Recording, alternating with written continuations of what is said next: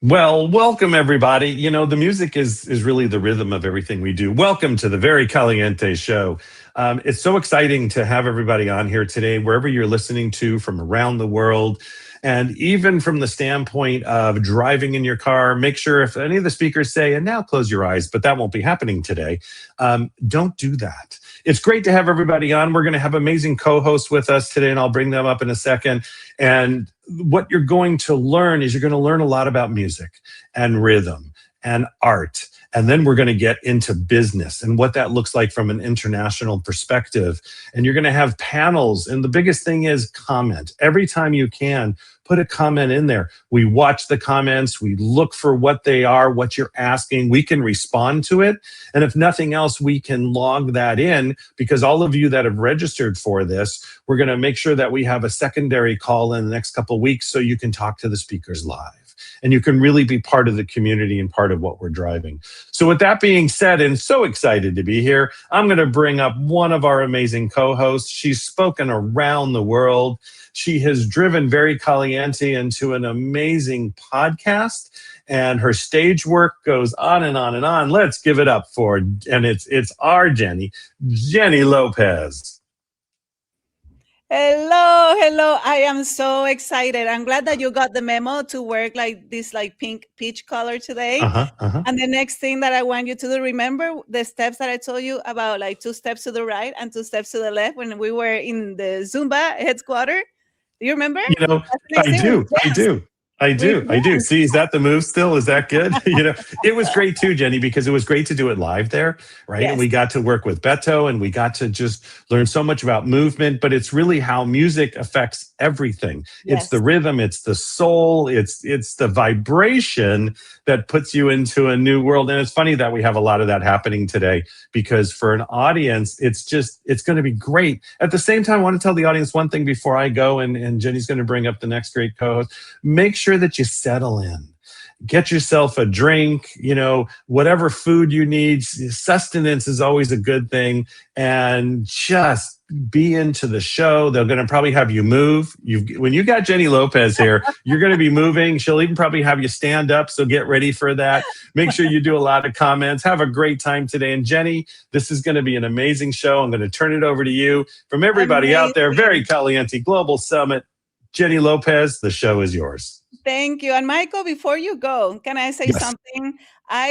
He left already, but I want to give I want to give credit to where credit deserves. This is also, you were a pivotal part of this vision. And Michael, he's the vice president of Los Angeles Tribune, and he's also my mentor. And when we started working together about a year ago, he was the first one to say, Jenny, we need to do something for the Latino and Hispanic community in the world.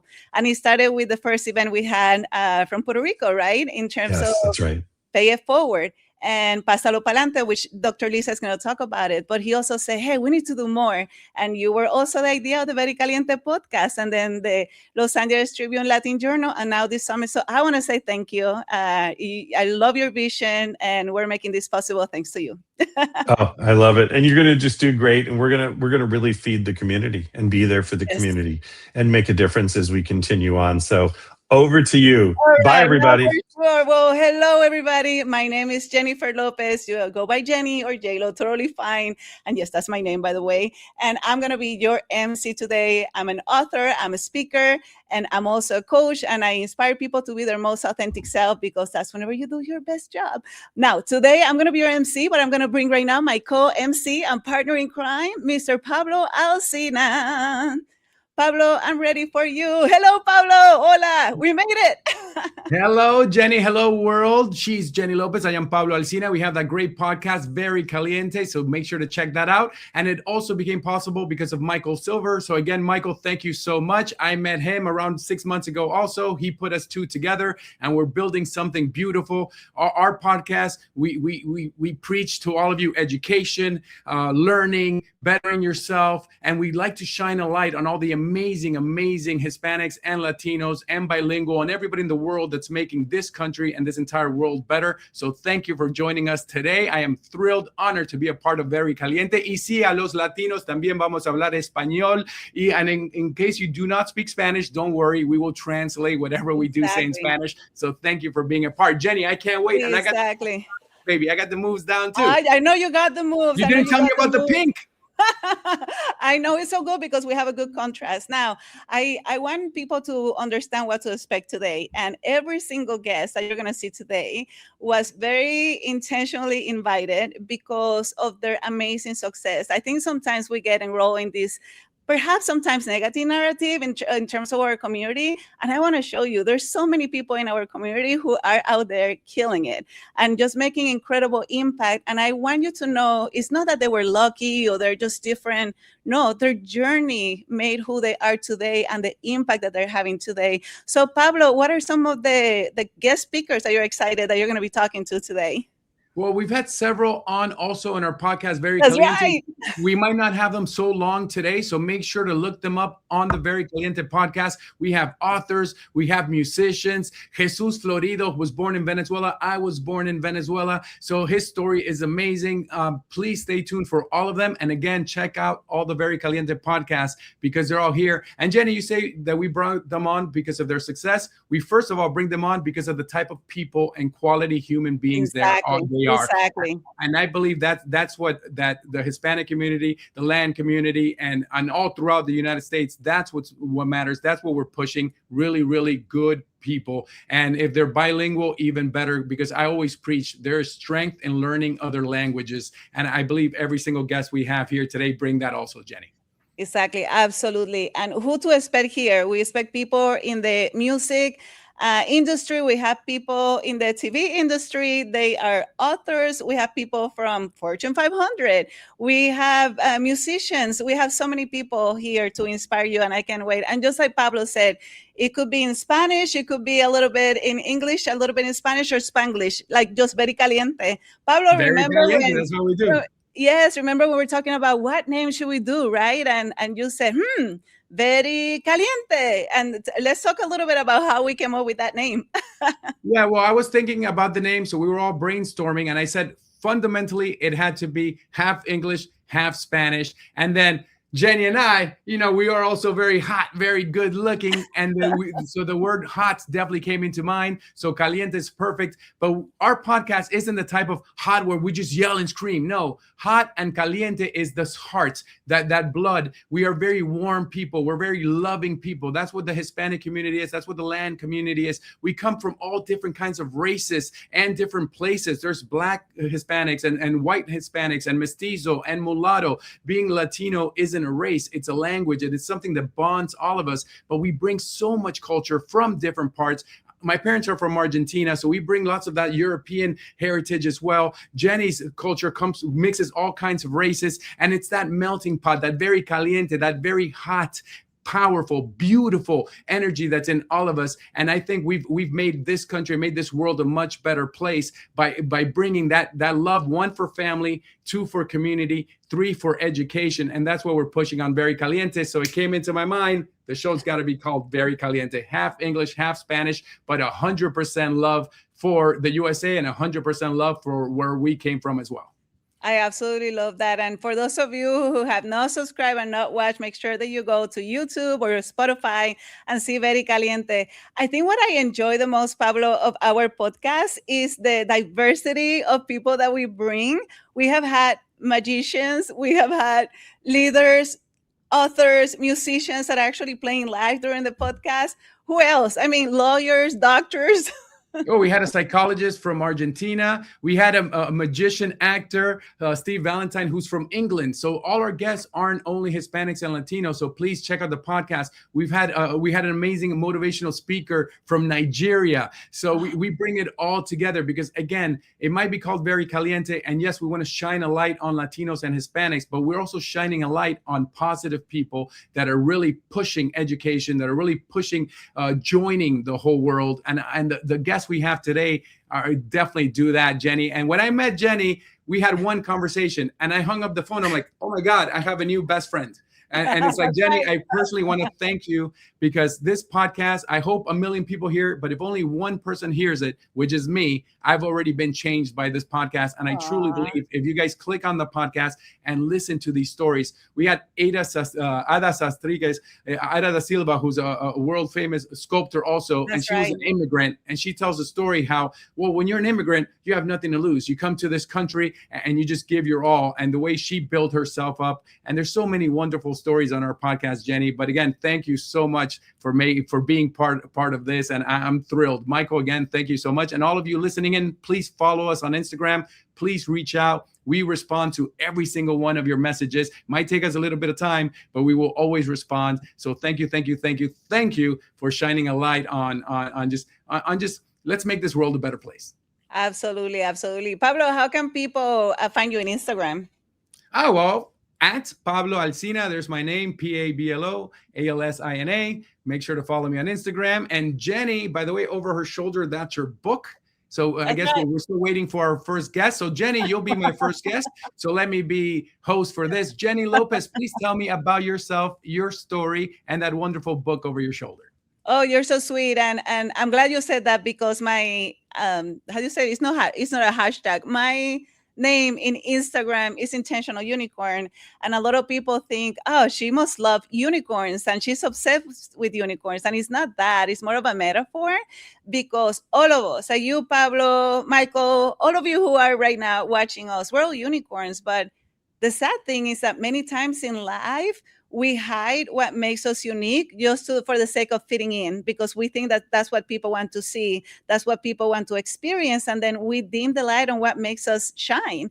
And it's all about, hey, yes, you're a unicorn. Then use your horn in a very intentional way so you can make an incredible impact out there. So it's how you can, my whole thing, I did a TEDx earlier, late last year, you can find that it's the lie of fitting in. And it's how authenticity plus intentionality equals impact. And honestly, that's pretty much my message out there. And that's why the whole intentional unicorn. And then talking about unicorns, you're a unicorn yourself, Pablo. Tell us about you. I just want to tell everyone that I've always, regardless what I've done in my life, I always do it smiling, and I always try to affect the viewer. I work in television as a sports anchor, but even when I'm out in public and I'm shopping at the store, I always try to make whoever I see smile and be happy. And I think that's the key to life. A little bit about me. I am a sports anchor, play-by-play announcer. I've done play-by-play from the World Series. I've worked in English and worked in Spanish. I've also been an actor. I was on the show Queen of the South. I've been on the show General Hospital. And I've been the bad guy in Spanish. And I've been the good guy, chief firefighter, speaking in English. And I've also been the good guy in Spanish. So I like to break that mold. Lots of times, especially in the Hispanic Latino community, they try to push the culture. This is the culture. That's what we do. Well, I moved to the United States when I was 5. I grew up watching shows like Who's the Boss? Shout out Elisa Milano, you're awesome. Shows like Family Ties, shows like The Cosby Show, shows like Golden Girls. And that's a show about elderly white women. And it's a show about Italian immigrants. Another show about a successful black family with lawyers and with doctors. So it was the 80s, definitely all the shows pushed education. They pushed family. And then I don't know when it started shifting to like all the Latino shows had to be, gardeners and just this. And it's like, no, I mean, even in I Love Lucy, Ricky Ricardo, he was a successful businessman. He had an accent, but he was a successful businessman. So I definitely want to break that mold that the Latino is just this. Not that there's anything wrong with a hard worker, but then when they try to label you as just the criminal, just the bad guy, that's what I want to break, because there's plenty of us. I'd say the majority, definitely the majority, which are amazing people, extremely talented, also extremely successful. My dad's a world-class musician. He was also an electrical engineer.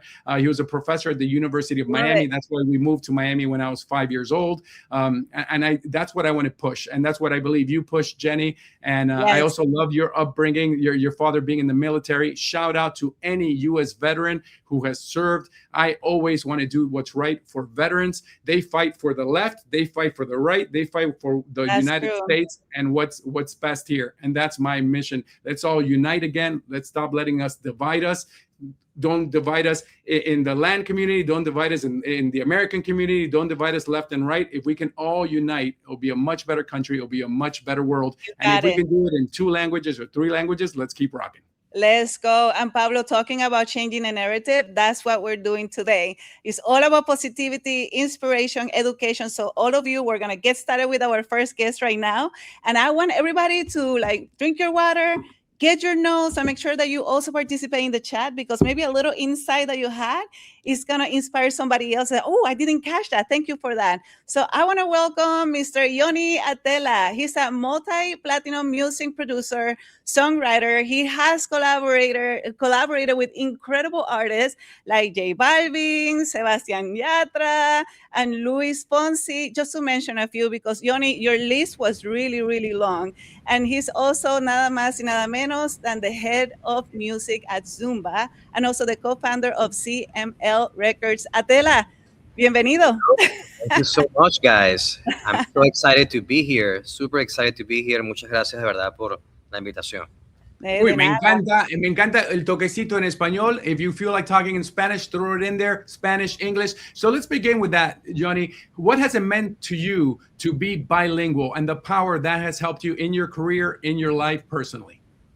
Wow, it helped me so much. I think the fact to grow up in Miami. I'm originally from Venezuela, but I moved to Miami in 2001, and I think the multicultural aspect helps a lot to connect to many people at the same time. And also, being from Miami, I think there's a lot of cultures here. There's Argentinians, there's Brazilians, people from all over the world. That definitely it develops, in my case, with music also, like something that makes me, to have different rhythms, to have different aspects of how to see life and to understand each other a little bit more. You were mentioning something about left and right and separation. I think, being bilingual also makes you, to connect with people, yes. and to be, very, very united. That is beautiful.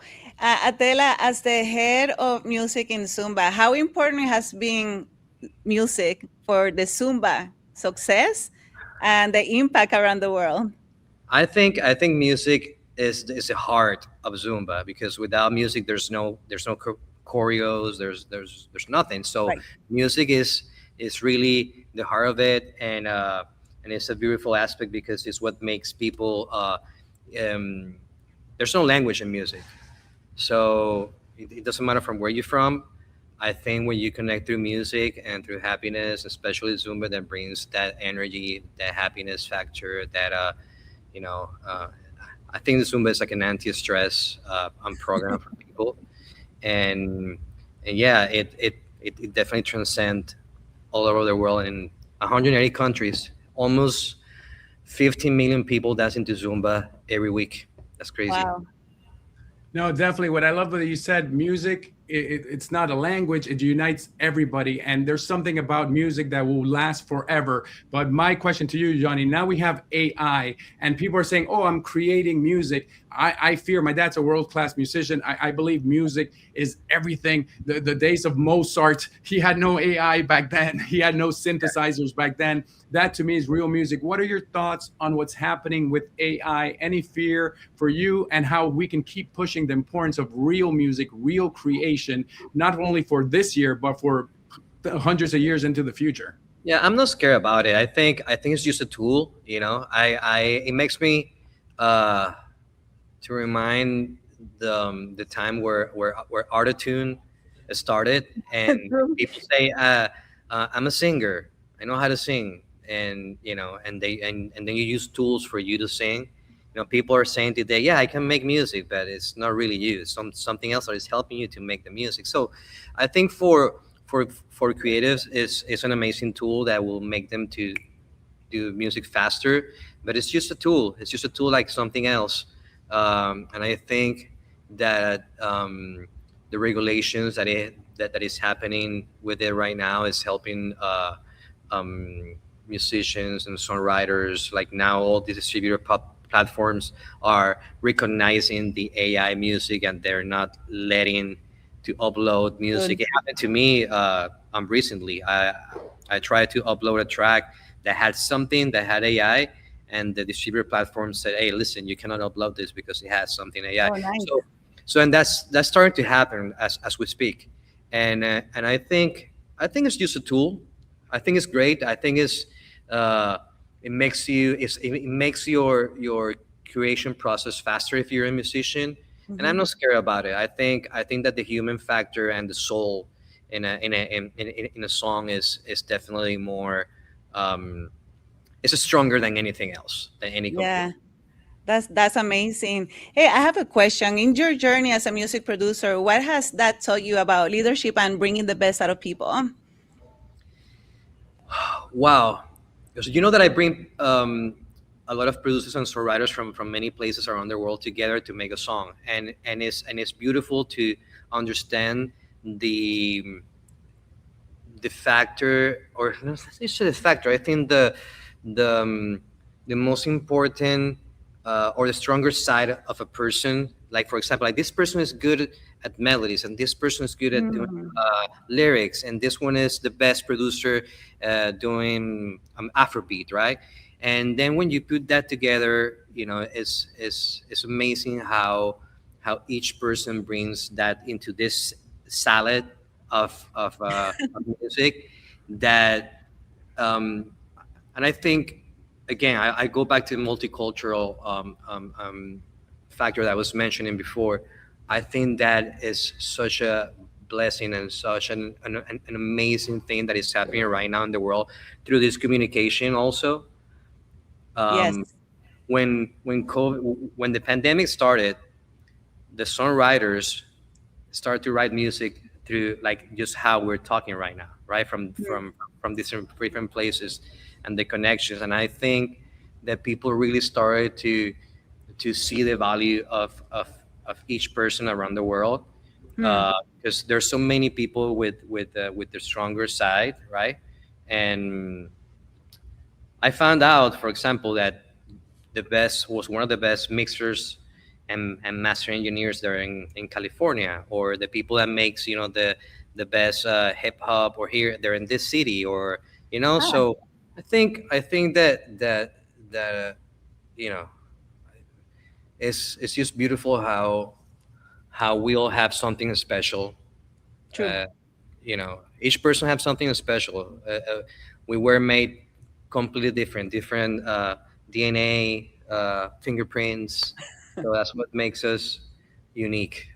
Yeah, especially in the land and Hispanic um, countries, the music's so different. You can't pigeonhole us and say, "Oh, land music." Well, no, there's music from Puerto Rico, which sounds different than music from Mexico, which sounds totally different from Venezuela, from Colombia, from Bolivia, from Argentina. So that's what's so beautiful about, like, let's break these barriers and don't try to combine us all as one thing. Yes, we're a million different things, but if we can all combine those brilliant things, we're even better. And that's what I love what you're saying. I believe the word would be synergy. You're doing Yes. something amazing. And Yhonny Atella, I also want to talk about how music can be healing for people. Nowadays, there's nobody wants to be sad anymore. They don't want to be depressed. Lots of people are like, "Oh, I need to not feel sad." Well, lots of times when you're sad, that's when the greatest art comes out, the greatest paintings, the greatest songs, the greatest books. If William Shakespeare would have never been sad, he would have never written Hamlet. Can you talk a little bit about how music, and even when you're sad, to use music, write your song? Now there's with AI, even if you're not a musician, you can be creative and can be very cathartic. It can be very healing. Can you talk about how music can Well, heal someone? is that's interesting what you're saying, because I just read a couple of months ago an article from Billboard that says how the music through the years is moving to slower BPM, and it's moving to sadness in their Oh, theme. wow. Okay, so there's actually, like today, more sad music than happy. Okay, and that's also a reflection of of, Okay. uh, of what you see in the world. Okay, and again, um, and that's and also the sad music heals. It's not that that it's bad. It also heals as well. So So people definitely are looking for healing.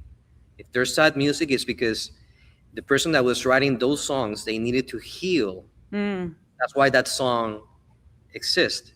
Okay.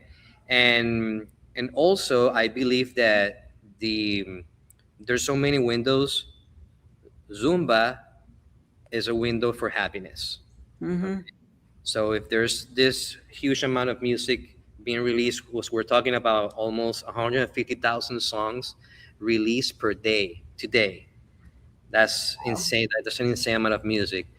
But with Zumba, you have all this music that we're releasing every month that is happiness, complete happiness, positive lyrics. So, you have many different things happening. That's awesome. I have a question for you, Atella. You work with so many different musicians and artists from around the world. How can you help people stay authentic, even though they want their music to reach out to so many different places, especially in the music industry? Wow. I think authenticity is something that comes with each artist and each person. Like everybody has their own colors. So I believe that the most successful artists are the ones that have a message and have a flag and say, and and they have a purpose with their music. Okay. And there's artists that their purpose is not as good as others, but that also depends of the person who's listening to it too. True. Right. I think that there's a market for everyone, and authenticity is what makes people, not just artists. Is what makes each of us. I also want to talk about how Zumba, you mentioned the music's very happy, but what I loved about Zumba, I'm in my 40s. I remember being a teenager in 20s, going to a gym and be like, this is awesome. And I'm from Miami, so I've always been a dancer. I was born in Puerto La Cruz, Venezuela, Arriba, Venezuela. And I used to love how Zumba was just like getting that energy going, get the body moving, which is so good for your health, for your mind, for your smile, for your happiness, to stay looking young even late in life. Can you talk about that, Zumba, and the importance of music and moving the body and exercising and dancing and feeling that joy which your music brings, with what you produce brings, and what Zumba has brought for so many years? I think that music is connected straightforward with movement, and vice versa. So I believe the first records of music and dancing comes from the Egyptians. Okay, and yes, so Walk like an Egyptian. Egyptian, right? yes, and there's a whole it's very interesting because they were making music in 130 BPMs, which is almost like the same music that we're listening through dance music and EDM and all that stuff. So that music, it has such an amazing rhythm, right? That is it's like it becomes a mantra. Okay, that takes you into a trance. That sometimes when you listen to a song that you say, oh my God, the song is done. The song was 4 minutes or 3 minutes and you thought it was 1 minute because it was so good that a time doesn't exist when you're doing that. It happened in a Zumba class. You're in a Zumba class for an hour and you felt it was 20 minutes. And I think that when you are in the stage of dancing and listening to music at the same time, your serotonin, your brain, and the cardio and everything that you're doing through dance makes your body definitely to get into super happy, and it lifts up your soul and your body to get them the benefits of it, of the exercise and the music. Yeah, I actually was a Zumba instructor and also a Zumba educator. I worked for the company Zumba for 7 years myself as well. And absolutely love the transformation of people when they come like shy or like after a bad day of work and then just transform after the whole class. Not only that person, but it's a ripple effect. It was the entire group, the entire community. Let's talk a little bit before we close here soon about the Latin music, right? When I moved here to the United States from Puerto Rico, like Latin music was not a thing here in the US, not even that much in other places that were not Latin or Hispanic. When do you think, what was that pivotal place or in your journey that you said this is when Latin music became something big, impactful, not only in the US but around the world? Can you think about that? I think there are many stages for that. One bigger than the other one. Hmm, Before we had less ways to communicate through social, through the world. true.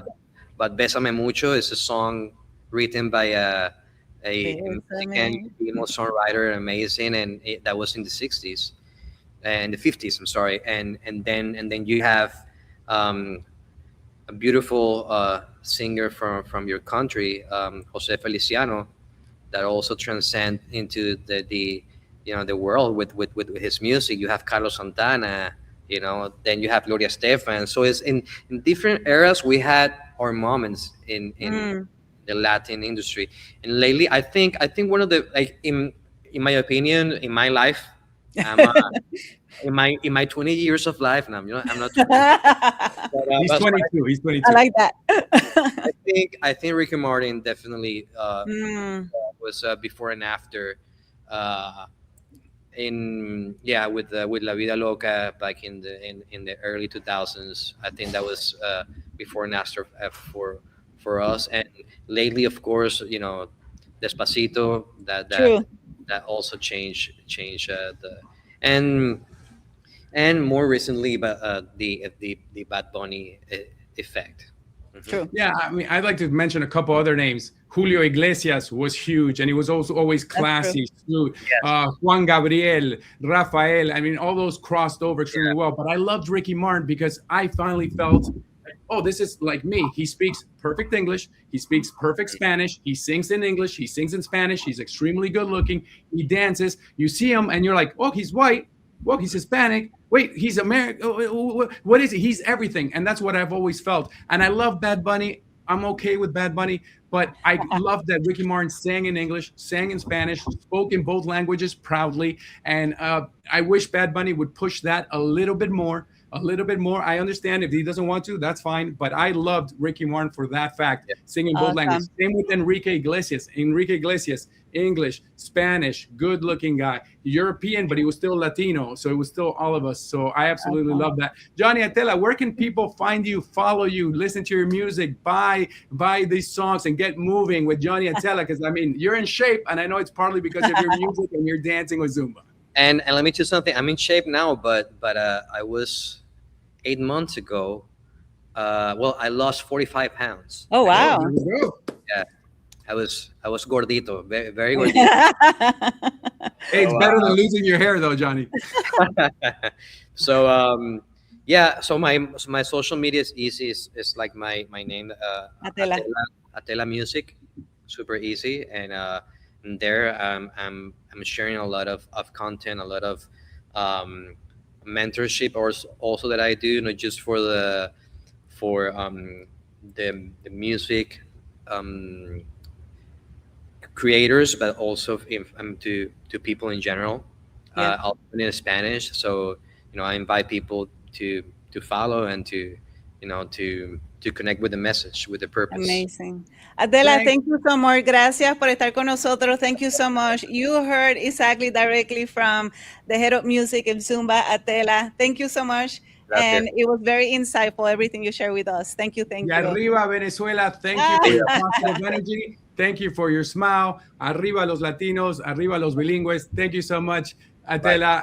Awesome. Johnny, With that, awesome. Yes, incredible start of the summit. Pablo, I know right now I'm going to go and take over the next interview. So we'll see you very soon on the next one. And without further ado, I want to introduce you one incredible Latina powerhouse, pioneer, Gaby Natale. Welcome to us. She is, I was going to say, she's a journalist that is also an Emmy winner, but it's not just one or two. 3 times back to back, breaking a record, which is incredible. She's a keynote speaker around the world, very well known, and she's very well known for breaking barriers. And this is exactly what I was so excited to have Gaby here today. Hi, Gaby, bienvenida. Very Caliente Gracias, Jenny. Jenny, I am as sane, as centered as I can be, knowing that we are going to be in the World Cup. So if I don't say anything that makes sense in this interview, I can always blame my state of mind, because I am not in my normal state of mind. Oh my gosh, Pablo will love that. That's incredible. Hey, Gaby, for the people that has not had the pleasure of meeting you, can you tell us a little bit about your journey, and then I'll go into deeper questions. Absolutely. So welcome, everybody. My name is Gaby Natale. As I said, I'm a triple Emmy award-winning journalist. I'm a global leadership speaker, an author with HarperCollins, and a breast cancer survivor. And after that, I became a femtech founder, but we're going to talk more about that probably later.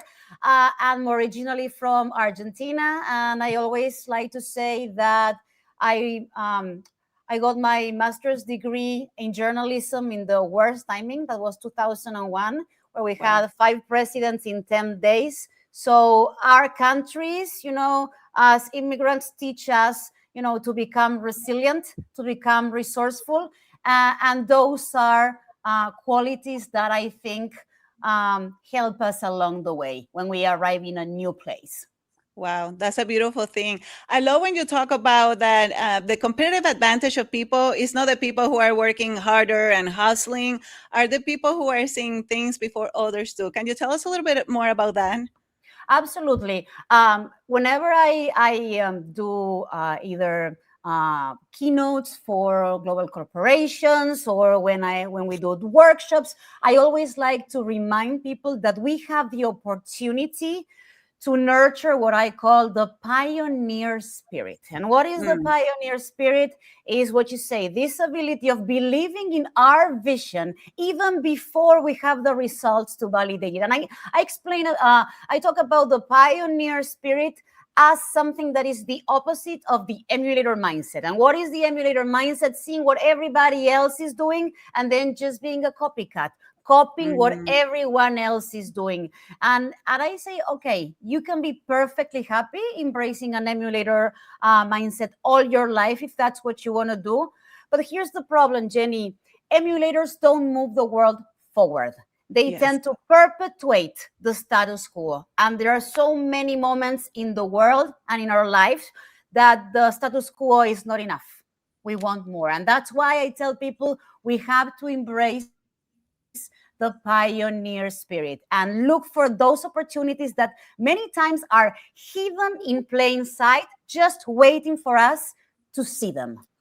I love that. And I think that's one of your superpowers. I've had the pleasure now of meeting you for several years, and I've seen you continue to evolve and have impact out there. So how do you do that? Like whenever you're seeing, okay, wait a second, nobody's seeing that there's an opportunity there and I'm going to go for it. How you distinguish when it's a really good opportunity versus a trend? Like you mentioned, like the people who are just copying things. Well, there's a couple of things that I think we have to keep in mind. One is this opportunity in a space or an industry that is expanding or it's contracting? What is your moat? Moat is what is the thing that you can do that it's not so easy for others to replicate or to copy. And for me, I think that you talk about a superpower of looking for those opportunities or finding those opportunities. I think there have been 3 very clear professional moments in my life when I saw those opportunities. The first one was in media. I was working in a Spanish language network as an anchor and reporter. And I realized that the industry at that time for a young Latina working on camera, I only had 2 types of media personas that I was allowed to embody. One was the sexy Latina, the sexy reporter who's always doing, doing the weather, exactly, with a tight dress, doing the weather or the entertainment. And she's expected to be sexy 24/7. The other one was the formal news anchor, the one that has to trade, in a way, spontaneity for credibility. And I've always been multi-layered, just like you. You love colors, you're spontaneous, you have a big personality. So I realized that I would be able to mold myself to fit in one of these 2 stereotypes, the sexy or the formal. But that in doing so, Jenny, I will have to erase the parts of my personality that make me me. And I don't want to be a wannabe. No. I want to be me. Yes. And that was the first one, the first time I saw an opportunity. So I quit my job as news anchor and I became an entrepreneur. That was in the year 2006. Nice. And I started a TV show out of a carpet warehouse in West Texas. That was first local, then regional, then national, and then a 3-time daytime Emmy Award-winning show, which was insane because we were competing against titans, the moguls of the industry, the NBCs, Telemundos, Univision, CNNs, you name it, with a tight budget and a big heart. So that was the first one. I saw the opportunity for authentic content that would represent Latinas with the dignity and respect that we deserve. Beautiful. The second one was in the thought leadership space. And that's when I started getting asked to speak in different events. And then when I started speaking about my story, my life, my intellectual property, one day I went to a conference, and when I finished doing my keynote, I didn't know there was a literary agent in the audience. And she said, like, what you shared, it's a book. And I had already written like a proposal for a book. You know, sometimes when the planets align and things happen. Yes, it's meant to be. It's meant to be. And just a couple of months later, we received an offer from HarperCollins. First, it was published in Spanish.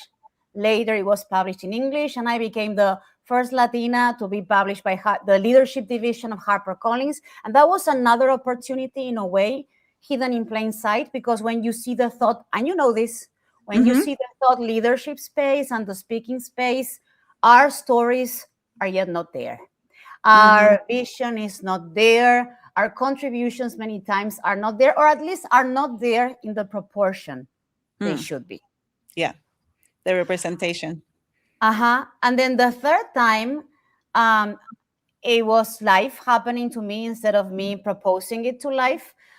In 2024, I got a new title. In addition to the journalist and speaker and author, I became a breast cancer survivor. And so as part of that health journey, which, you know, spoiler alert, I'm fine, I'm alive, I'm here, I'm healthy. Yes, she is. Yes. So as part of that, and as part of that health journey and that treatment, I got medically induced to menopause. And when I started, and I became also an official Susan G. Komen ambassador. So I went and started doing interviews, both in English and in Spanish, for breast cancer prevention. And I remember I was doing the interview in Despierta America to announce this partnership with Susan G. Komen. And with my cute turban, I had no hair, but I was compensating with a lot of attitude. I love it. You look so beautiful. Yes. Yeah. No hair, but plenty of attitude. And I had a cute pink turban and everything. And we were making the announcement. And while I was on the air, I started having hot flashes. I started having all these symptoms that come with menopause. And so I started doing the research, like, okay, what is happening to me? What are the tools? What is the information? And what I found is that in English, the information was scattered, and in Spanish, it was almost non-existent. And I said, if I, who am an educated Latina, and I'm trained as a journalist to look for information, and I cannot find the right information, there must be millions of women out there who are going through the same in perimenopause and menopause. And that's when I decided to found menopausia.com.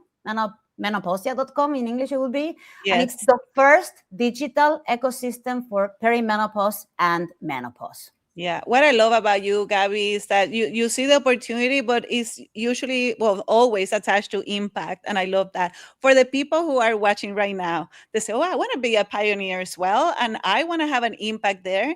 But how do you develop? Maybe you can give us some actually tactical tips on how you develop the confidence, even when people are not there yet in your vision. Well, there's a couple of things that I love to tell people. We can develop what I call the Pioneers Growth Trifecta. And the Pioneers Growth Trifecta has 3 elements, as the name says. The first one is excellence, because if you're going to break barriers, you're going to be held to a very high standard. Como decimos en español, le van a buscar el pelo al huevo. They're going to look for that mistake. No había escuchado eso hace tiempo. Yes. The bigger the barrier you're going to break, the more scrutiny your work will have and will be subject to. So you have to anticipate that and embrace excellence. So excellence is the first element. The second one is consistency. And consistency, Jenny, pretty much is self-explanatory. It's you have to be present. You have to be present for your dream. You have to be present for your objective. And you have to be very intentional. And the third one, and I think this is the one that sometimes it's hard for us Latinos, it's hard for women, it's hard for people coming from underrepresented communities. And the third one is visibility. Visibility, because too many people confuse being humble with underplaying our own contributions. And being visible is not, Jenny, about being vain. Being visible is not about look at me, I'm the best, No. Being visibility is a critical tool that we have at our disposal so that people know about the contributions that you, your team, your community, your company, your industry you are making. And underplaying those contributions is helping no one and is hurting all of us, because nobody knows the contributions that we're doing. And that doesn't make you more of an elevated person or more of a spiritual person, more of a better person. So what I want everybody to know in your journey as a pioneer, and so many pioneers are already putting in the hard work, they have the consistency and the excellence, but they are hesitant on the visibility. So staying silent, staying invisible is not helping anyone, and is hurting all of us. I love that. And honestly, it's like the way we were raised as part of also of our cultural upbringing. Because I remember even myself, the whole time, nena, ¿qué dirá la gente? What will people say? And tone it down, calladita más bonita, all these different refranes that we grew up with, right? But very similar. It's not about you. It's about how you can impact people. And if you're not vocal about it, how can people know about you and can get help from you? You have worked with leaders from around the world in different, as a coach, as a speaker, as a leader, consultant, etc. What do you think are the common things that are keeping people playing small, especially in our culture? One is the visibility factor, because here's the thing. I call it the hidden genius dilemma.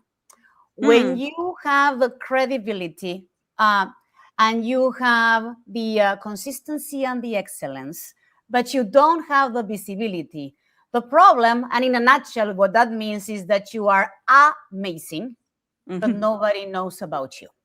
And what I see so many times, and I call that kind of people the hidden geniuses, is that when I talk to hidden geniuses, they tell me, Gaby, I lack resources, Gaby, I lack mentors. And that may be true many times for many of them.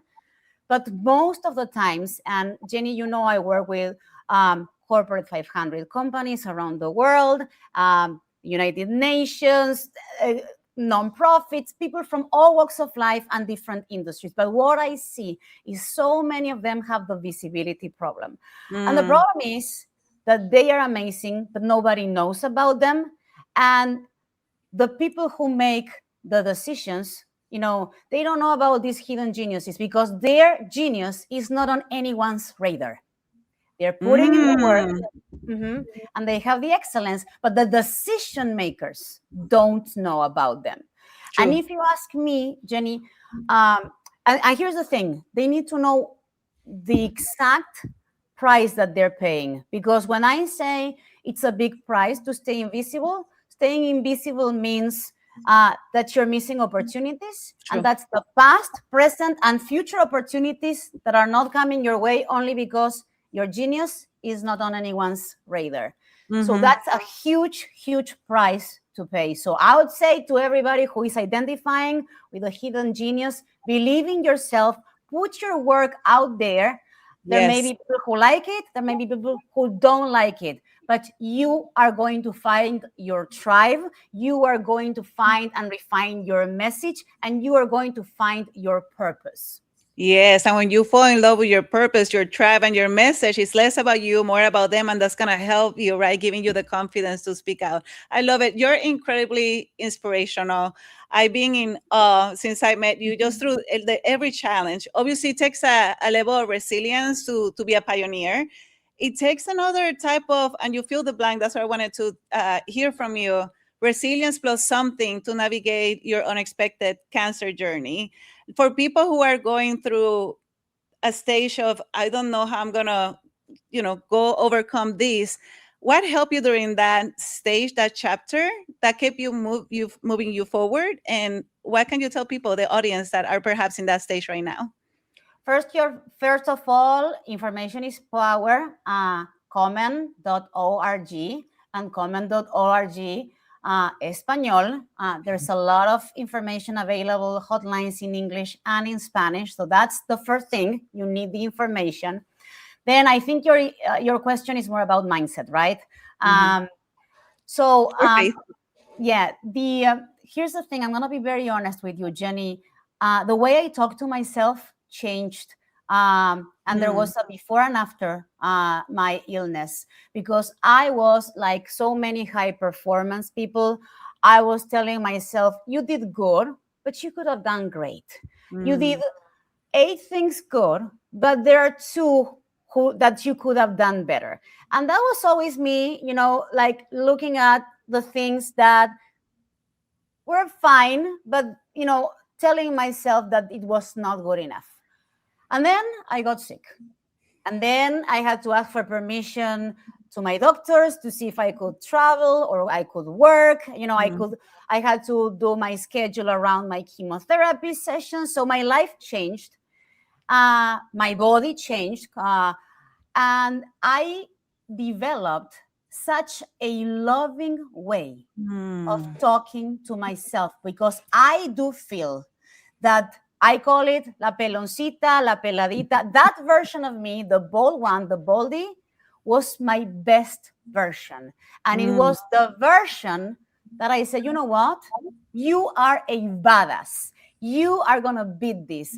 You are doing so much. Life threw at you so many things, and you are staying focused, and you are staying present, and you are doing everything you have at your disposal to move forward. So what I would say to anyone going through a tough time, not just health-wise, but life-wise, because life throws things at us so many times, is be kind in the way you talk to yourself. And remember, you are a badass. Give yourself grace and take it one day at a time. Se me puso la piel de gallina, como decimos en español.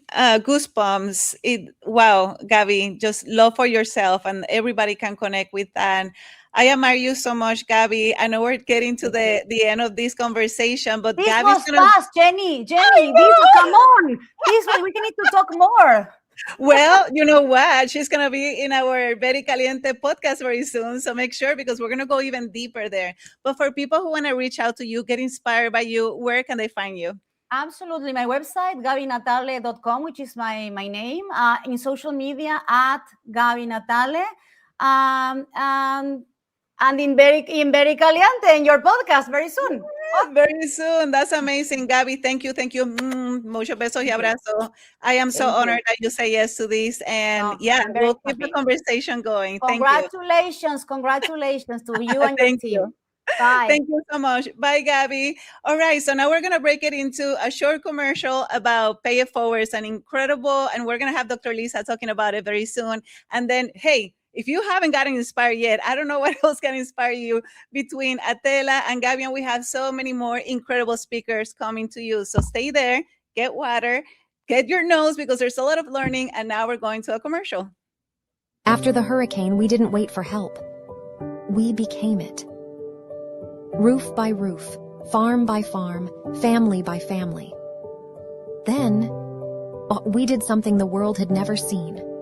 All 78 mayors, 270,000 students, an anthem the whole island sang. 1.1 million acts of kindness in 5 days and a certified world record. We are the most digitally connected in human history, yet the most disconnected from our humanity. But a single act of kindness can create a ripple that spreads across the whole world. November 1st, 2026 through January 31st, Global Kindness Season, 1 billion acts, 200 countries. Your act starts the ripple. Together, we become the wave. Pásalo pa'lante. Pass kindness forward.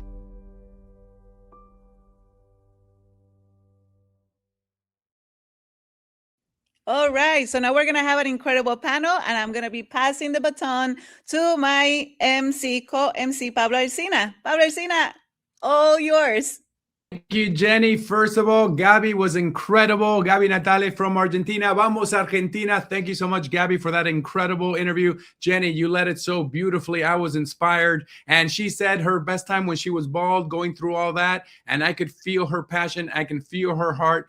Incredible, incredible story. Once again, thank you, Gaby Natale. And thank you, Jenny. And let me take over for now because we have 3 guests at once on this Very Caliente Global Summit. Once again, I am Pablo Alsina, Jenny's co-host in our podcast, Very Caliente. And today we have Jesús Florido from Venezuela, a world-class violinist, music producer, Grammy winner, a truly shining example of how music makes people in the world a much better place. Jesús, thank you for being here. We also have husband and wife, Ángel and Rocío Aquino. Rocío, an award-winning author, entrepreneur, and advocate for women, and always looking to empower whoever she comes in contact with, and her husband, Ángel, an author, speaker, former EVP of content distribution at Sony Pictures. I am so thrilled to have these amazing group, 3 amazing, talented, bilingual Latinos really changing the world. Jesús, Ángel, Rocío, thank you so much. Ladies first. Rocío, introduce yourself. Tell me a little bit about yourself, then go on with your husband, and then Jesús. You know, it's so incredible to be here right now. I'm from Mexico and I've been going around in different countries. So I've been living in Mexico, Miami, Hong Kong, London, LA. So it's a pleasure to be here to share with you guys. I'm from Puerto Rico. Rocío and I have been married 26 years. And yes, we are citizens of the world, trying to understand ourselves, the people around us, this amazing little ball in which we live in. And to go back to what was being said a few minutes ago, how to show kindness in the world and really live in that motto. Jesús. Hey, thank you. Oh, what a group, guys. Thank you for having me. This is amazing. My name is Jesús Florido. I'm from Venezuela. I've been in the States for a long time. I'm a musician. I'm in the feeling business. I love to play and make people feel things. I also like to educate and pay it forward. So thank you for having me. All 3 of you are something that I always like to push. You're all 3 of you bilingual. Jesús, starting with you, can you talk about how important it is to learn more languages and how much being bilingual has helped you in your life professionally and also in your life personally? Well, I grew up very exposed to languages. My family came from Italy, so I learned Italian as a kid, and I lived in Brazil for a year and had to learn Portuguese.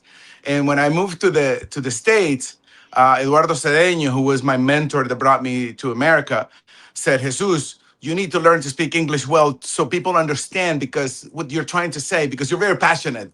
As you know, you guys know me, so you know that I'm very passionate about things. So I wanted to be understood.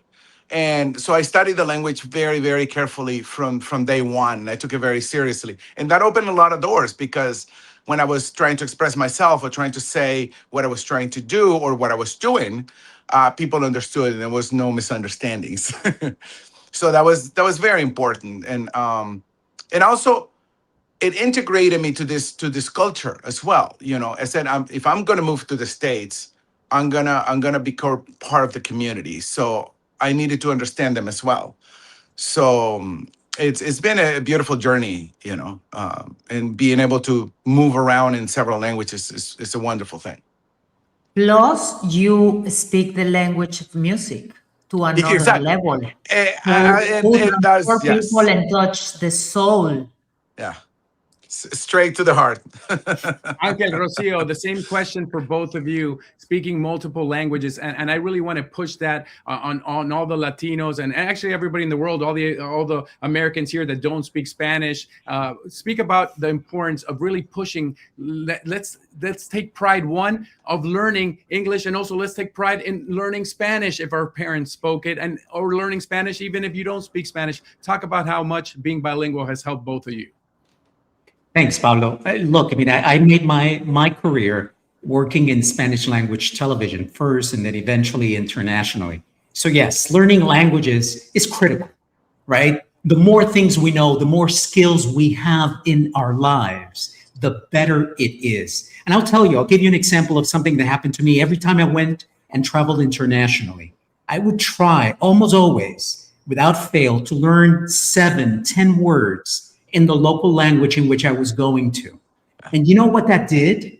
People would look at me, the cab driver would look at me, whoever it was, would say, "That's so cool." Sometimes in broken English, right? "That's so cool that you're trying to learn some words in my language. I appreciate it." We live through language. We experience emotions through language. And so when you go out of your way to do that, not only are you really trying to get a better taste for other people's life, but also you're showing them that they matter, that they're important, and that's why you've taken the time to learn it. And you know, Pablo, in my case, I was, and this is for everyone who's over there, I learned English when I was living in Hong Kong because the other option was to learn Cantonese or Mandarin. And for me, that was super difficult. So I began to speak English, and that was a game changer because I began to understand more deeply the culture where I was going to, and I was creating a bridge to understand better what the other person was saying. So please, it's not too late to go and learn anything that you want, including a language.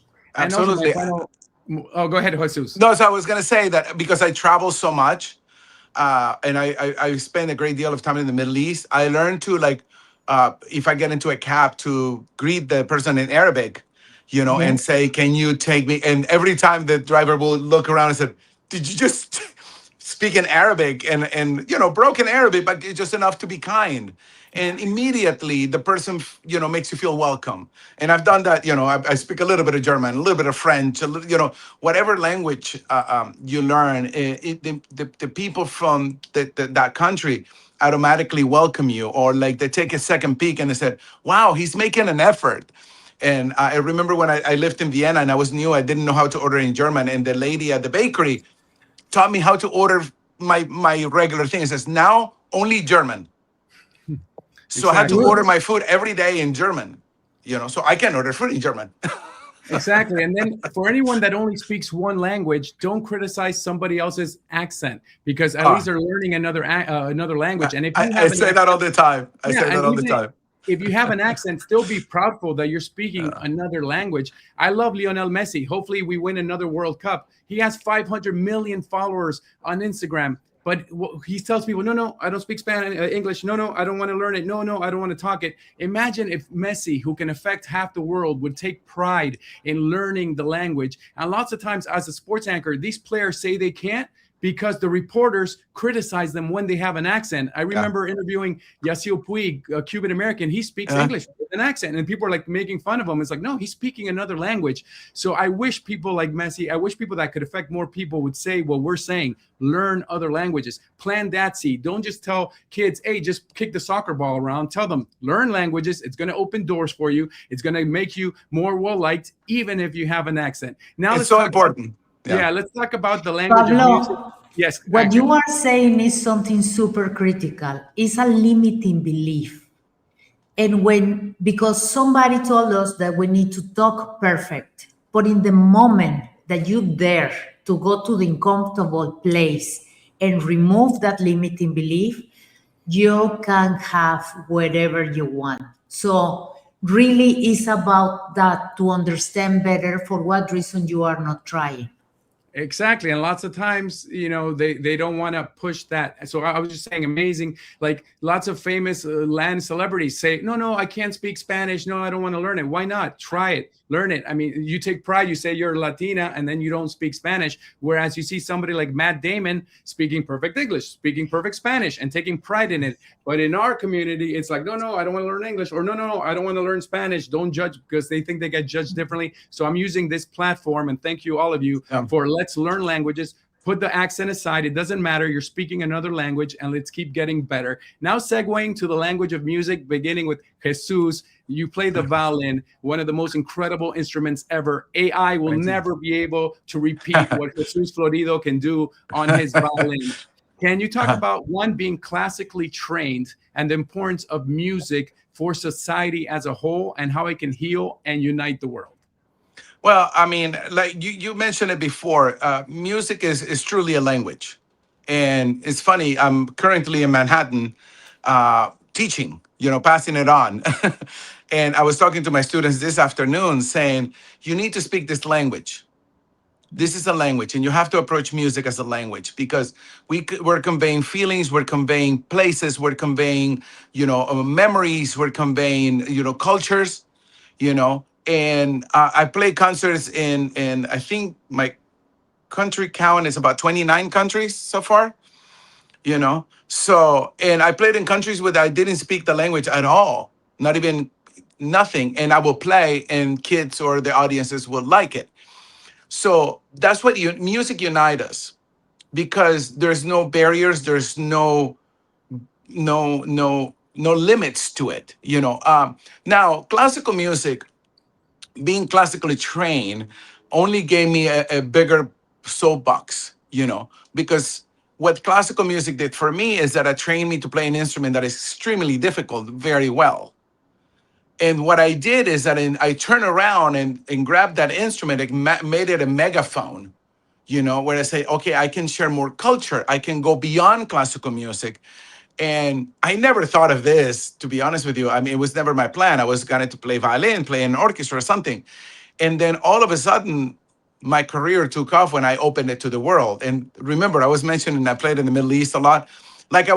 I'm like famous in Egypt, because I used to play with the singer Dalal that is like super famous there, and I was playing Middle Eastern music, and they were like, but you're Latino. What are you doing playing Middle Eastern music? I said, well, I feel it, it resonated to me. I learned the music well, then I went to India, and I didn't want to get out of there. I mean, I spent 3 months once in India, and I really didn't want to leave.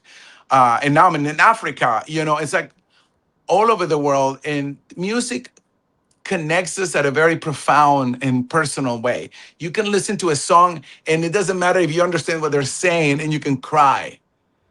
A sad song or a happy song, a good African song with good drums, you're gonna go, hey, speaking of Zumba, it's like, that's what music does to you immediately. So that, like I said, music became my message. I became just the messenger, and it's been a wonderful, wonderful trip. I am honored and humbled that I've been able to do this my entire life.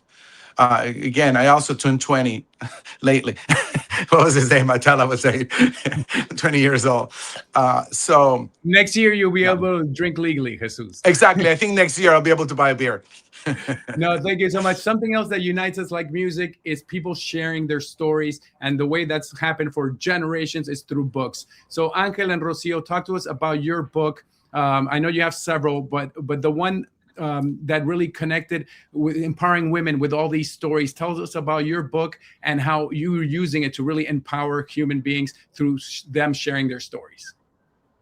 Thanks for that, Pablo. I appreciate it.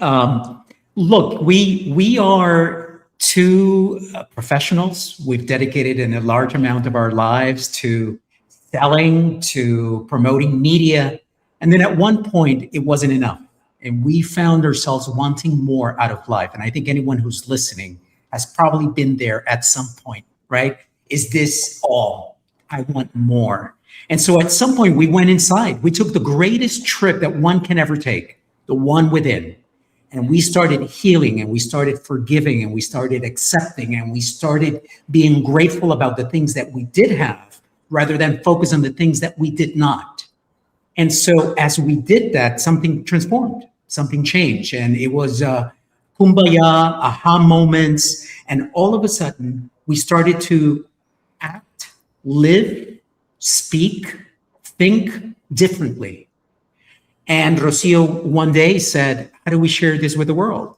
How do we share it so that more and more people are involved, are experiencing stories that teach them tools that they can use to live better lives? And so that's what our book is about. It's a novel. It tells our story through the eyes of 5 women. And, you know, they're all make-believe, they're all fictional, but except each one of them is a little piece of us. So it's really our attempt in sharing with others what has helped us live better. Yes, and you know what is the most important part? To give inspiration, to people, when they read the novel, they begin to understand better themselves.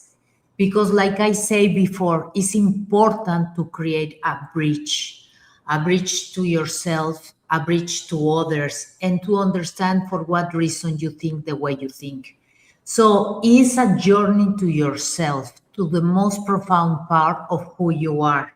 And wherever you don't like, you can change it. It's very, sorry? The name of the book, again, you didn't say it at the beginning, just so people can follow it and where they can find it as well. Yes, the book is The Orchid, The Secret Code of Modern Goddesses. Is in English and Spanish, an audiobook. So at one point, if you want to listen something relaxing with music, you can do it. And then you can find us in theorchidbook.com. You have all the information there, and our new social media, because we were hacked, is Rocío Angel __. That is awesome. Being able to write a book along with your wife or with your husband, that must have not been easy. Ángel, what was it like to write a book with your wife? You know, Pablo, it's a lot of people say that, and the truth is, and it's no different than probably the team that you have surrounding you in your podcast, or the team that Jesus is surrounded by in all of his projects. The moment you are with someone who you trust, who you respect, who has been with you and demonstrated that they have what it takes, things get easier. And so we've been doing this for 26 years, and our first experience was actually working together. So yes, there were moments throughout our writing experience that we wanted to kill each other. But those moments were few and far in between, right? And it was really more about the purpose. The moment you have a purpose and it's clear and you're aligned and you're passionate about it, things start to flow. So it flew quite quickly for us. And here we are already working on the next book. So not too bad.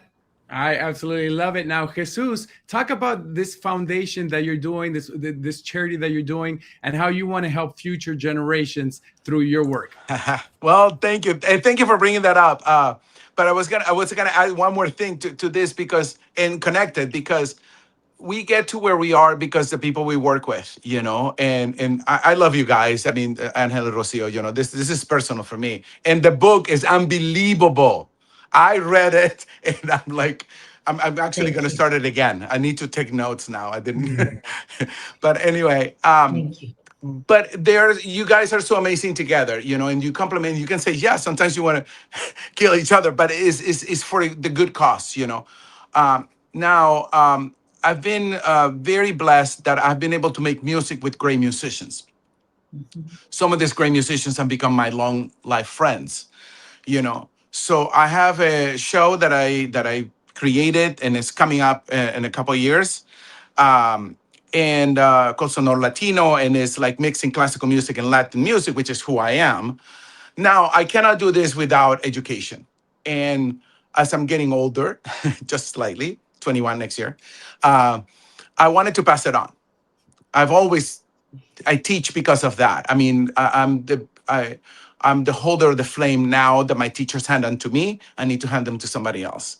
So many years ago, I wanted to pay it forward. I've been very fortunate. I'm very grateful for my life and where I am and what I've been through and my mentors and my teachers. And I wanted to do the same. So I was sitting watching an event at the Fender Museum in Corona, California. And I said, I want to give more and more, más y más, más y más. Yeah. So I started, I founded a non-charitable organization, which these two wonderful people are in the board, by the way, How called lucky we Más are. Music. Más Music is basically the keeper of the flame now. I wanted to create an organization that will be on me, you know, and I have an amazing team of people. I mean, an amazing board. Shauna Rood is the executive director, is one of the people that I trust the most in my life. And I've known her for a long time. And you need to get surrounded by people that get you, the people that get your message, the people that will carry this flame with you and pass it on. And I'm very excited. I mean, there's many parts to this. I mean, I can spend a whole hour, but we're gonna train the musicians that are going to go on the tour with me. We're going to offer high school students, the fellows that are going to be on the show are going to mentor. We're going to teach them to mentor high schoolers, you know, and then we are going to mentor the fellows. So it's a full circle, you know, center in a learning website, you know, a private person, you know, website that we'll use for that training. And it's very exciting. You're going to hear a lot about it coming up. It's all happening now, and it's moving fast. And I'm very honored to be surrounded by all these wonderful people that believe in that message. Love that. Before we close, a final question for all three of you. I'm an immigrant of this country. My father left Argentina for Venezuela. Can you guys speak about how immigrants have helped not only just the United States, but helped the whole world, and talk about the importance that it is to see Latinos and Hispanics for what we are: extremely talented, extremely loving, and we've given this country so much. Ángel, Rocío, and Jesús, How many hours do we have? How many hours do we have? I only can tell you that my mom was an immigrant. She was from Spain and she went to Mexico, and really the people over there grew up Mexico to a fantastic place. And then now being here, I'm really committed to do the best version of myself to the world. So it's not only United States, we can do it better for everyone. Right now, helping Venezuela is you never stop. When your heart is in the correct place, nothing can stop you. Yeah. Okay? Ángel. Yeah, look, I mean, what I would.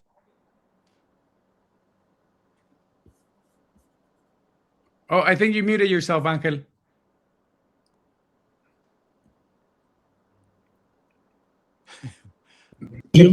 Sorry about that. If you look at the greatest cities in the world, they embrace diversity. They embrace the flavors of all. That's why you have a Chinatown, a Koreatown, a whatever, right? And so it is an amazing trait to have, to be able to look at the people that live around you.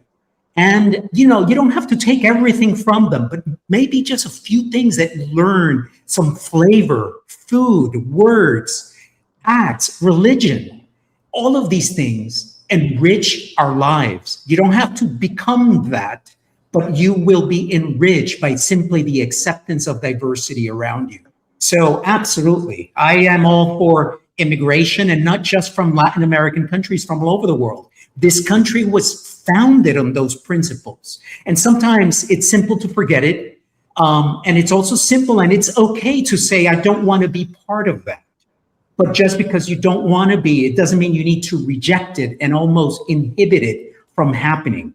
All of our lives are enriched because of it.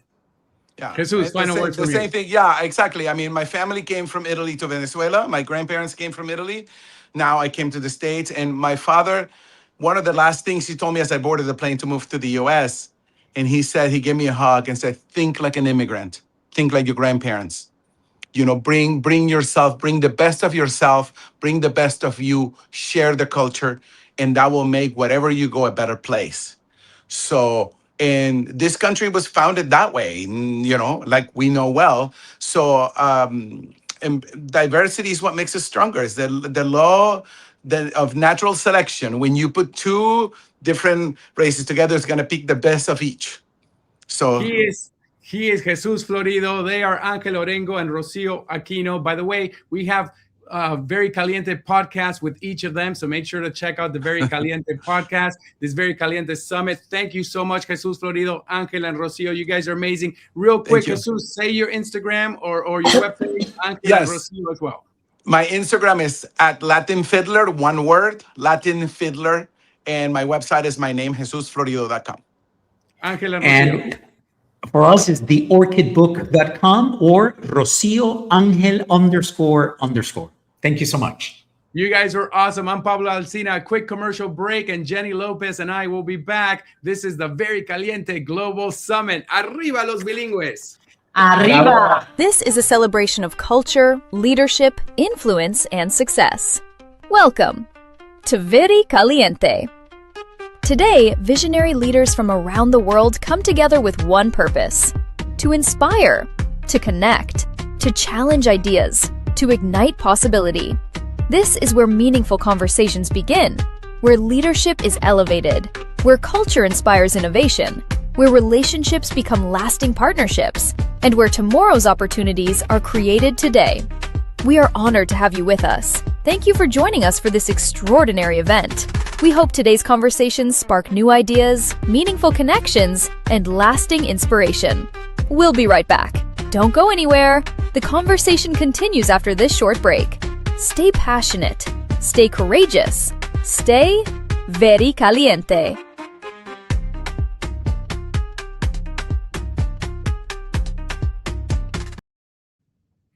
Oh, we are back. And Pablo, I'm like dancing. I like the music. How good is that music? And by the way, Jenny, you had Gaby on from Argentina. And I know. Me and her were both like this, but we beat England. We're in the World Cup final, so we are pumped. Y ojalá que todos los latinos estarían apoyando Argentina contra Inglaterra. Some of them didn't. And against Spain, Spain, it's either Spain or Argentina. Hey, Latinos winning regardless. So, Jenny, I'm having an amazing time. How good have all these interviews been so far? Incredible. So inspiring. So many learning nuggets. And it keeps going. So I can't wait to introduce the next one. So, Pablo, I'll see you in a little bit. I'm going to take the baton here. I'm going to introduce our next speaker, Carlos Malatesta. Oh my gosh, I am so excited. Welcome, Carlos. Let's bring him here to stage. Yes, he's an entrepreneur.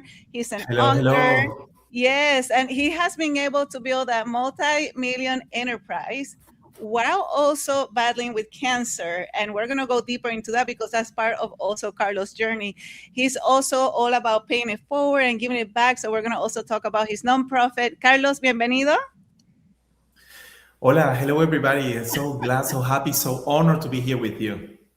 Awesome. Well, Carlos, for the people that don't know you very well, can you please tell us a little bit about your journey, and then we can go a little bit deeper after that? Yes, definitely. It's been a journey of learning things the hard way. So I battled cancer twice. The second time was a stage 3 cancer. Doctors gave me only 30% chances of surviving. Coming from a difficult background in Latin America, born in Argentina, grew up in Venezuela, seen my mother crying desperate when I was 10 years old because they were kicking us out of our house because we couldn't pay rent. It's something that marked me very strongly when I was a kid and drove me to do whatever I could to help my family, to help my loved ones. So it's been a beautiful life with challenges, but challenges that eventually turn out into value and lessons learned that to build a beautiful life that I have today.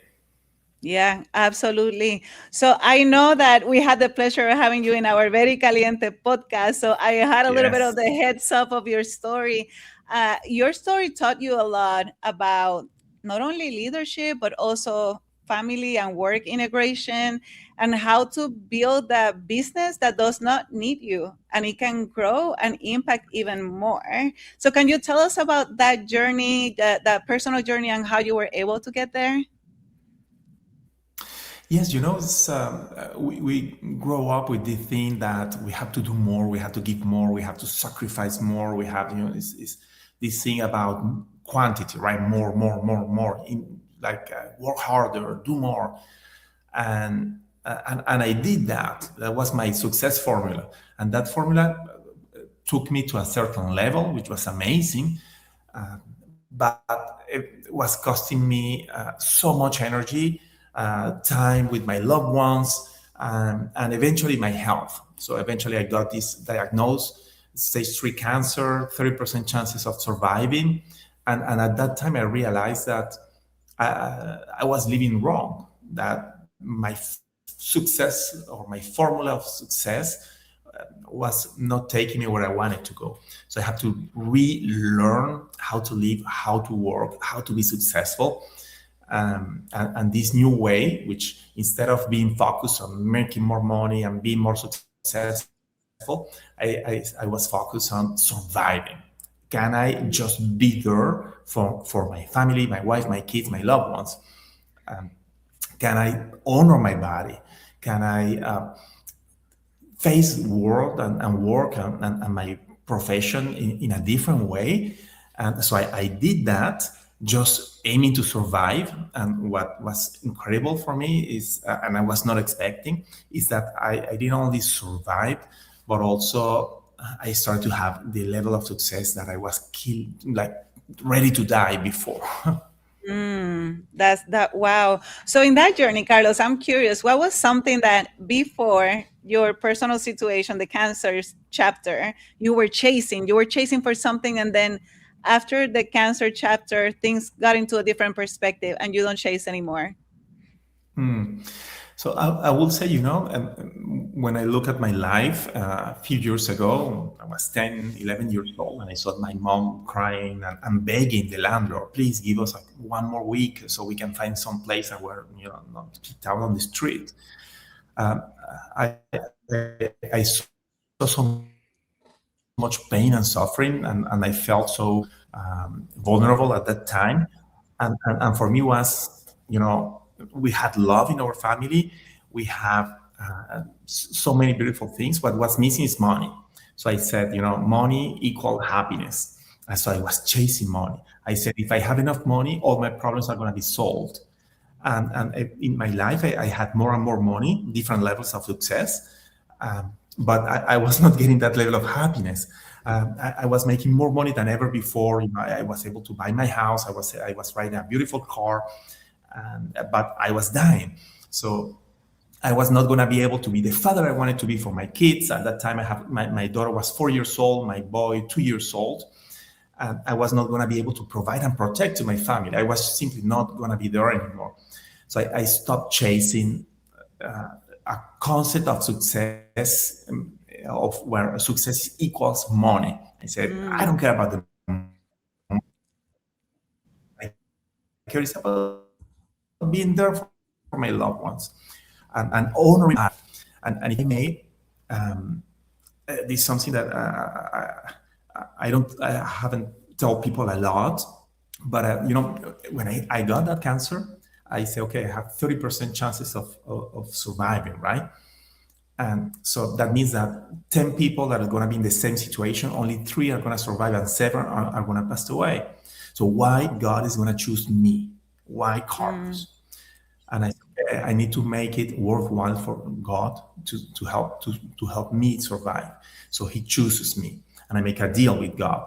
I say, okay, God, just give me my life, my health back, and I will work for you. I will do good. I will help other people. I will make my talent, my life, and everything that I have, I will use it, for good purposes. And this is what I'm doing now.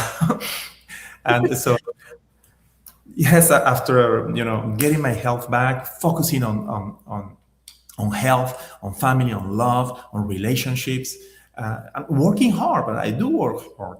But the priority is not more and more and more and more money and more success. The priority is, can I show up today and do good? Can I be nice to people? Can I help my family? Can I be present for my kids? It's just a completely different way of facing life. And the results I got is just amazing. I never had this level of abundance. I never thought that the secret of having more was working less. Wow, who would have known, right? Because it's counterintuitive and how we grow up about do more, work harder, like that's how you get up in life. And so let's talk a little bit about that because it's so counterintuitive. So for the leaders who are out there that are just used to the hustle, and I know you teach people about how to lead and grow and be successful without stress, right? Sin stress. So what are maybe, if that you can share some, like maybe 1, 2, perhaps 3 tactical leadership tips that can help us think about leadership differently than the normal hustle that we're used to? So when I had this cancer, so I changed everything about my life: how I was eating, how I was exercising, how I show up to work, and so I had to protect and honor my body. I had to eat healthy vegetables, quality proteins, less quantity. I completely stopped drinking alcohol, even if I didn't drink that much at that time. I stopped everything. And I say, my body is my temple. I must honor my body. And with a strong body, only a strong mind can only live in a strong body. So if you want a strong mind, you must have a strong body. First lesson. This was known in Harvard, early 2000s. There is this article called The Building of the Corporate Athlete, where they were looking at professionals that were having absolute high, incredible performance and how they were eating, exercising, managing stress, meditating, and how important these things are to success. First thing, honor your body. Second thing, because I need time to honor my body, I don't have that much time to work. So I was working 8-hour days, not 12, 14 hours days. I stopped working weekends. I stopped working very long days. And so if I work less time, I have to use my time very wisely. That's my second lesson. Only work on what matters. The thing is that if I'm working 12 hours a day, I have time to do things that are not very important. So I'm getting tired. My energy level is going down because I'm investing my valuable time in things that are not moving the needle. So my second very powerful lesson is focus only on what is moving the needle. You need to choose. You cannot do everything. Impossible, but you can do some things very, very, very good. And if you are wise in how you are choosing those things, the result, the impact can be just unlimited. This is my formula. Only 24 hours a day. Only 24 hours. Nobody can work more than 24 hours a day. But what I'm doing in 1 hour, the impact that I can have in 1 hour is unlimited. There is no limit for that.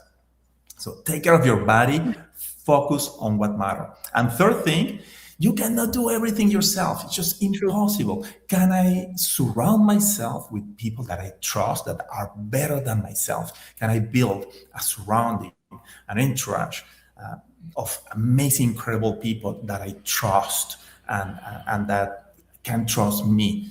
this working together, helping each other with that dynamic, going to the office and everybody's smiling, is working hard, everybody's having everybody else's back. So I need to be surrounded by amazing people, better than me in what they are in their respective areas, because by myself, I can go very fast, but only together we can go very far. That's my third thing. Oh, goodness. That was like a mic drop after that. I can't wait to continue to read this, because where everybody who is watching, you're going to have the replay as well. So make sure that you take notes and rewatch it. I met Carlos, have the el placer de conocer a Carlos through the Tony Robbins community, and something that he's always saying, proximity is power. So I know you've been coached personally by Tony Robbins and also Richard Branson, which are like two powerhouses that people really look up towards because of the Yes. incredible success that they have had. Tell us a little bit of that journey, and what did you absorb like a sponge from working with each of them? I had this beautiful gift, and I'm saying this in a very sensitive way, because I know how many people is going through this challenge, but I have the blessing of having cancer and having a severe cancer. And it's a blessing because it's forced me to change everything. And I took decisions that were only possible because I didn't have more options. It's this or death. That's it. There is no tomorrow. It's now. I need to change now. And this illness made me understood that I was not living right, that I didn't have all the answers, that what my understanding of life was wrong. I was killing myself just to be able to reach my objectives. So that gave me an incredible humility to go and look for answers outside. Who is living better than myself? Who is having the results that I want without the consequences that I'm having right now? And so I discovered Tony Robbins, I discovered Richard Branson, I discovered Wim Hof, and I started to model people that had the life that I wanted for myself. And I love Tony Robbins. I spent 7 years in his environment, 5 years as platinum partner. And I kept coming because I'm humble, because I know I don't know everything and I need to learn from the best. And this is also the surrounding, right? Surround yourself with amazing people, and who you are is going to grow to levels you cannot even imagine. That's awesome. So you learn from them, and now we're absorbing everything from you. So can you think of like the biggest key lesson that you got from each of them, or the three mentors that you mentioned, so we can learn with you? So let's start from Richard Branson, because I was with him just a few weeks ago, and he's always repeating this and this and this. I'm obsessed with habits, with rituals, because I want to know what successful people is doing constantly. These little things that they're doing constantly, all over again and again and again, that they know they are of massive importance in their lives. And he said this thing: if you want to be successful, you need to use this. Just exactly as he said. This is what makes money, and this is sitting in your body. So you need to have a powerful body. Invest in your body, and your mind will work better.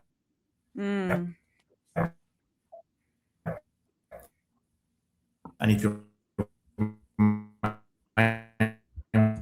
works better, result will come. Yes, okay.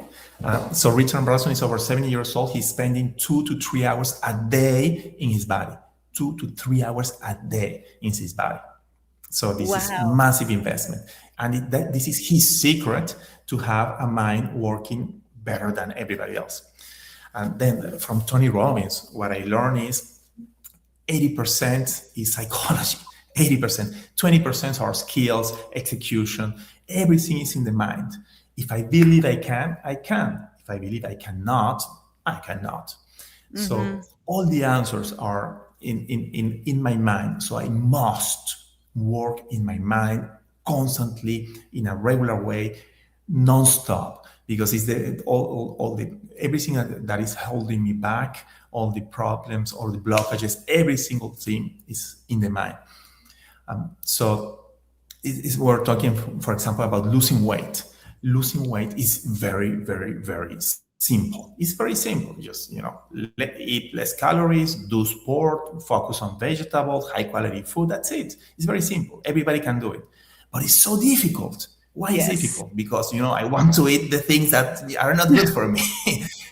It's very simple, but difficult to do. And why is it difficult? The mind, always the mind. It's 80% the mind. And so Tony is a master on working on his own mind. So I'm doing these exercises every morning. I'm waking up, meditating, and visualizing what I want from my life, and repeating, like enchanting, going for walks and saying, this is who I am. For example, if I'm a person that is I don't have a lot of patience, so I go out and walk for 10, 15 minutes, with moving my body and saying, I'm the king of patience, I'm the master of patience, I'm the king of patience, I'm the master of patience. And so I'm training my mind to believe what I want my mind to believe. Because the truth is that we're all born with unlimited talent. The capacity of human beings is just unlimited. But we're not using our maximum potential because we don't think we can. That is so terrible how we are limiting. We're playing it so small because we don't understand how powerful we are. So we need to work in this little thing there.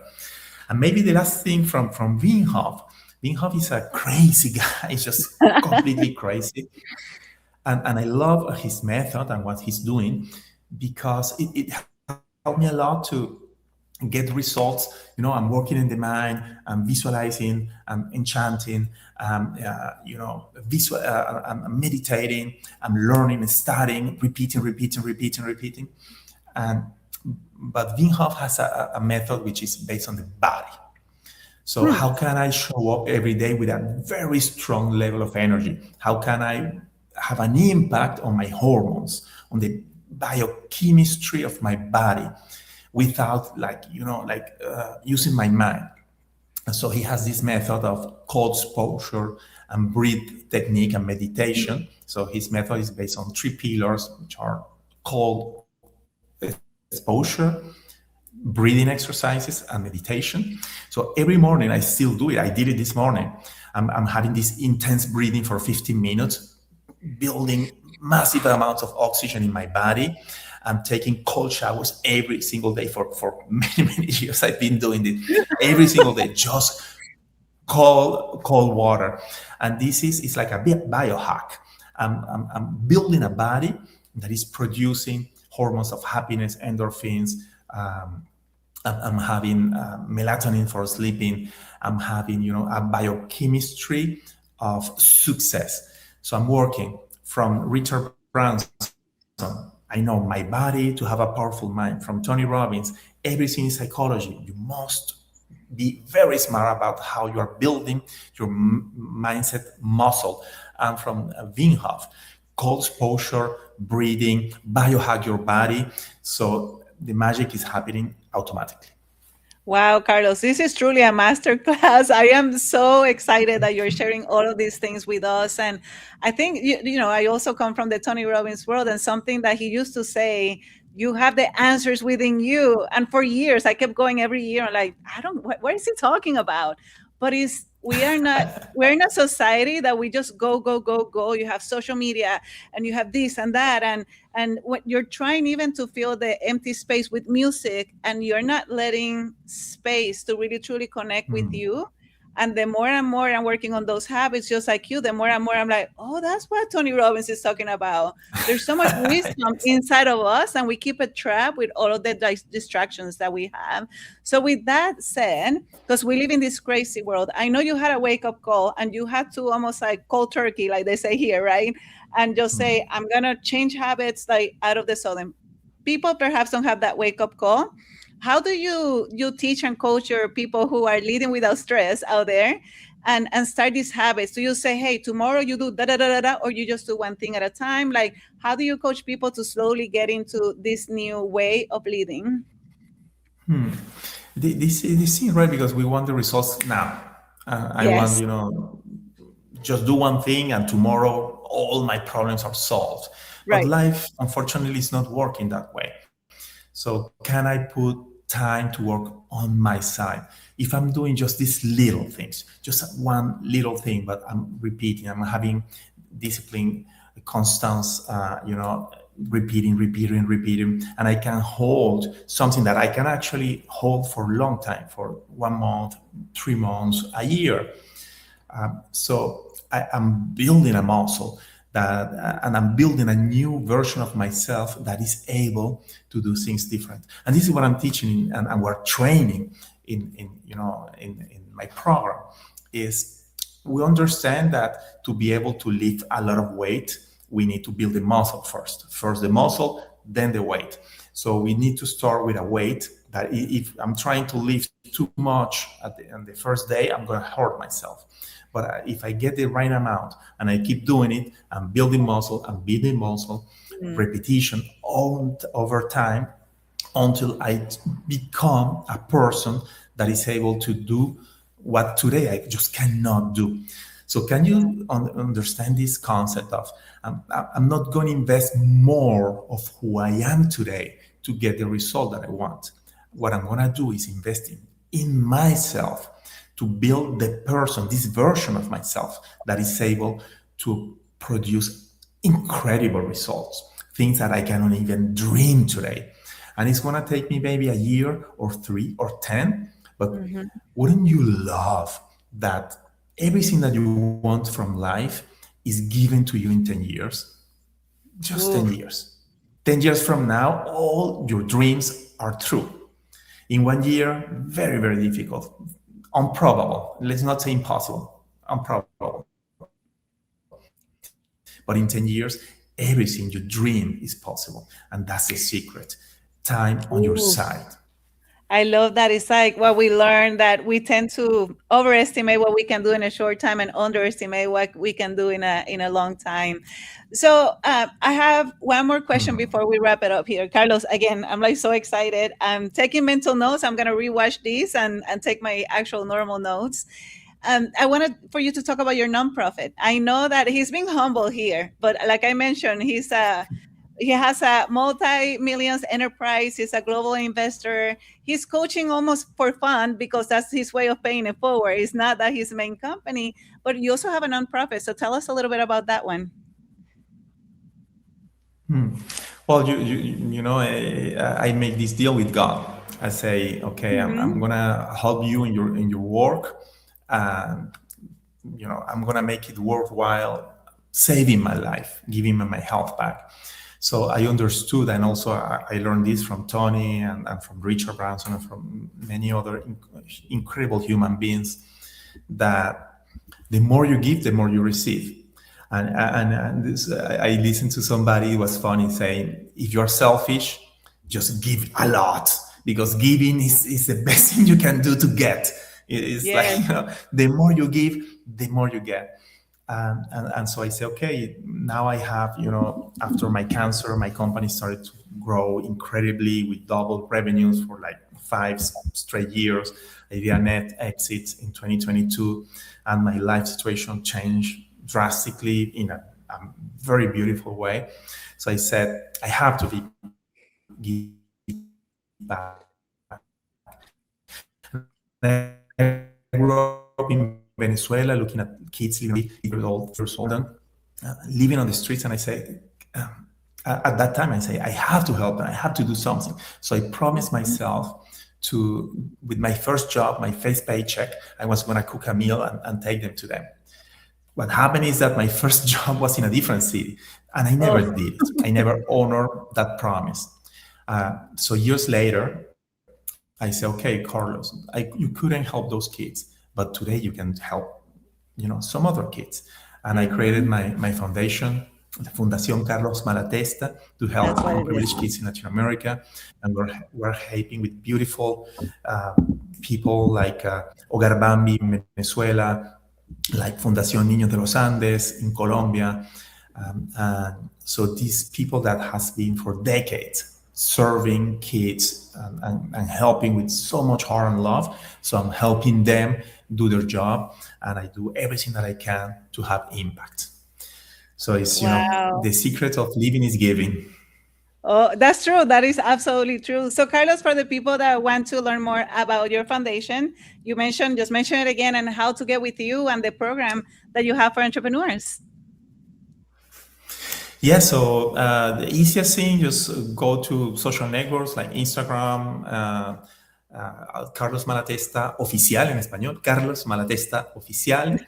You can look for me in Instagram, YouTube, and on my website, carlosmalatesta.com. And I'm doing this thing. It's true that I could be, minding my own business and enjoying life, but I have this calling. I say, I have to share with people how I recover my health. I have to share with people how I build success in life in a way that was not costing me health anymore, not investing health anymore, and not investing my relationship with my wife, with my kids. So many people invest in love and health to get money. And what I experienced in my life, and I'm sharing with other people, is you can get everything you want without investing what it actually is most valuable for you. Your love, your loved ones, and your health. You cannot put money on that one. That's just priceless. Carlos, it's been such an honor and pleasure, first of having at the Very Caliente podcast, and make sure that you would watch that episode, and now here, go even a little bit deeper in your journey. Thank you for inspiring. Thank you for continuing to live with that big heart of yours. I appreciate you. Thank you so much. It's an honor. I'm here to serve. I'm here to give, talent and blessings that I receive, I didn't build. And what a beautiful life is to just help other people to get same results you got or even better. That's the life of my dreams. I love it. I love it. Thank you, Carlos, so much. Again, make sure that you get all those insights. Continue to share the comments in the chat. And thank you, Carlos. We're going to go into a quick commercial about Pay Forward, and we'll see you with the next guest. Bye, Carlos. After the hurricane, we didn't wait for help. We became it. Roof by roof, farm by farm, family by family. Then, we did something the world had never seen. All 78 mayors, 270,000 students, an anthem the whole island sang. 1.1 million acts of kindness in 5 days and a certified world record. We are the most digitally connected in human history, yet the most disconnected from our humanity. But a single act of kindness can create a ripple that spreads across the whole world. November 1st, 2026 through January 31st, Global Kindness Season, 1 billion acts, 200 countries. Your act starts the ripple. Together, we become the wave. Pásalo pa'lante. Pass kindness forward.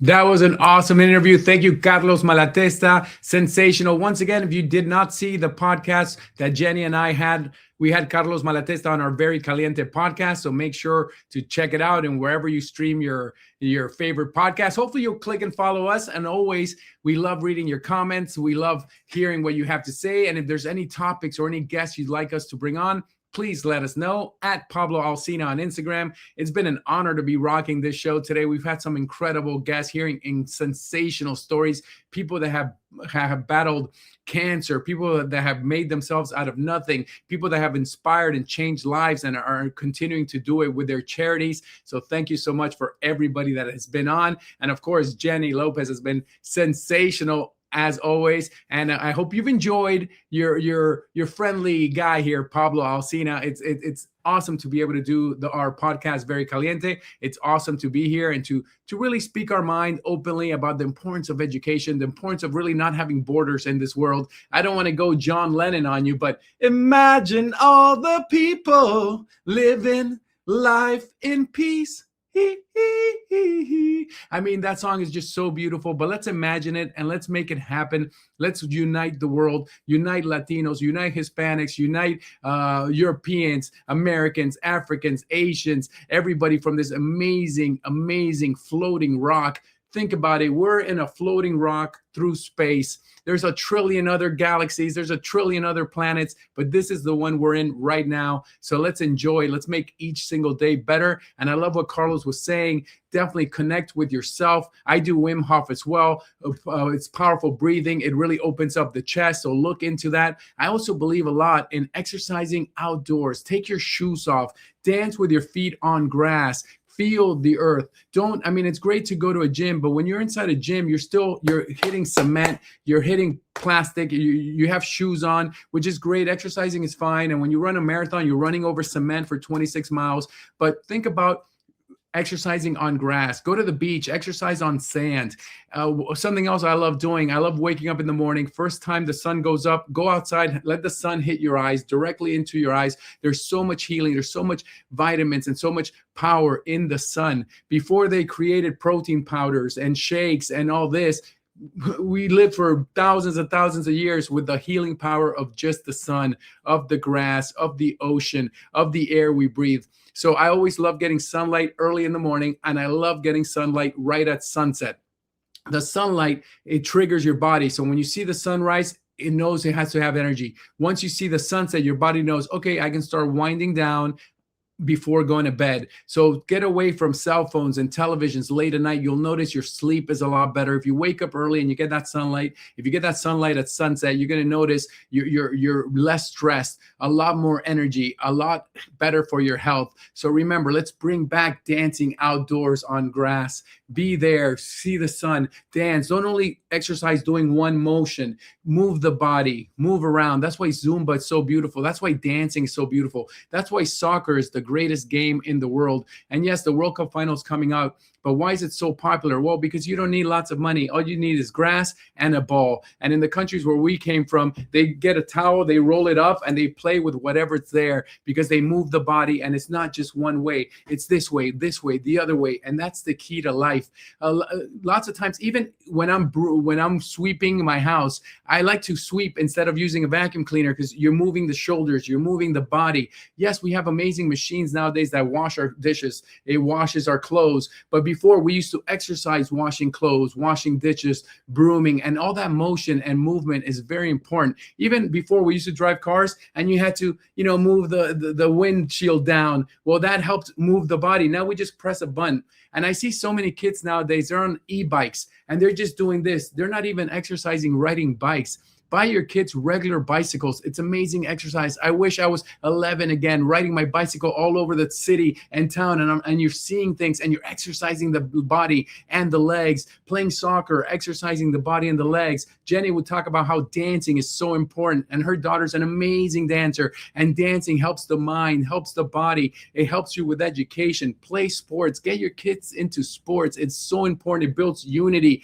So many kids nowadays, I loved playing video games, but only when it was raining. If it was raining, I was inside playing video games. If it wasn't raining, I'm outside playing with my friends. Outdoors, let's bring that back. Let's bring back exercise. Let's bring back dancing. Let's bring back music. Let's bring back reading books, actually writing, not just listening to audiobooks. Actually read the book. Your eye moves from left to right. It's so important for the body, for the eyes to move, for the body to move, for your energy to move. And that's how you can stay forever young. And it's so important to exercise the brain. People are like, why do I need to study math? I'm never going to use math. Well, when you're young, you study math because it activates a different part of the brain. You study reading because it's a different part of the brain. You take sports because it's a different part of the brain. And once you get to an older age, well, if you've been exercising your brain, it helps you stay more lucid. It's great to hold off diseases like Alzheimer's and everything. It just makes you a better person. Learn languages. I study French 30 minutes a day just because it activates a different part of the brain. So those are just some friendly advices for me.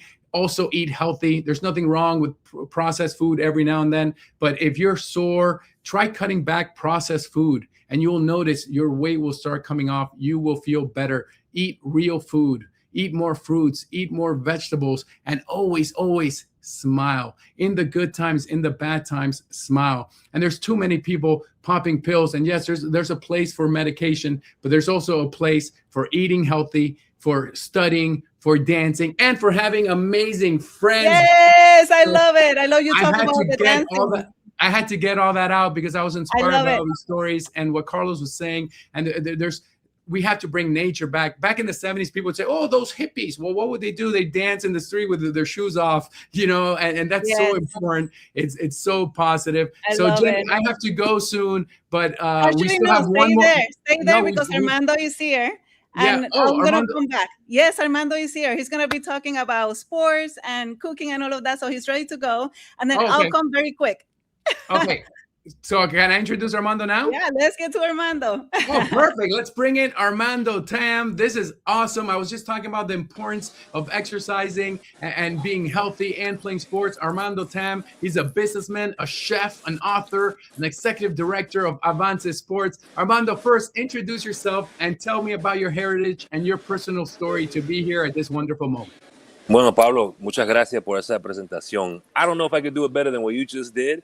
But yeah, Armando Tam, Chinese Nicaraguan, nacido en Nicaragua y orgulloso aquí en los Estados Unidos. So yeah, I do a little bit of everything what you just said. I think it was great tips, but thank you for having me on, and thank you, Jennifer, for putting this together, and you as well. Chinese, Nicaraguan, I love that. And you speak different languages. You speak them with pride. And let's begin with Avance Sports. So important to me. I believe I'm the person I am because when I grew up, I would play sports and I would see these athletes and they would preach education. They would preach team unity. Talk to me about Avance Sports and how important sports is, not just for young kids, but for everyone.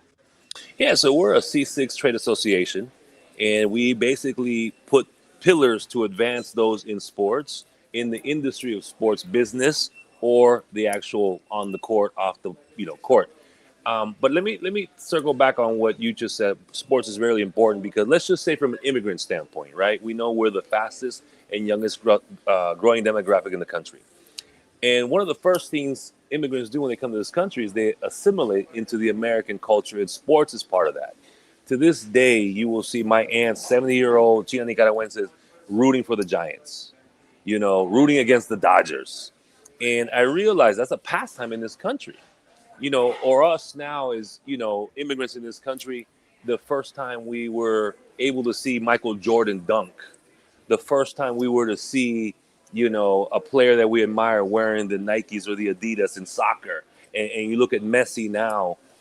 So sports is such a big part of the transition, whether you're an immigrant or not in this country. So it's great to be in an association that I run, that we help advance those in sports, because if you think of the image of Latinos ahora, la imagen es que somos inmigrantes, we're only laborers. No, there's kids of these transplants que estamos progresando en este país.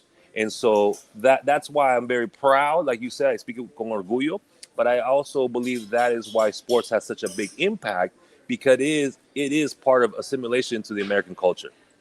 Yeah, definitely. I hope that answers your question, yeah.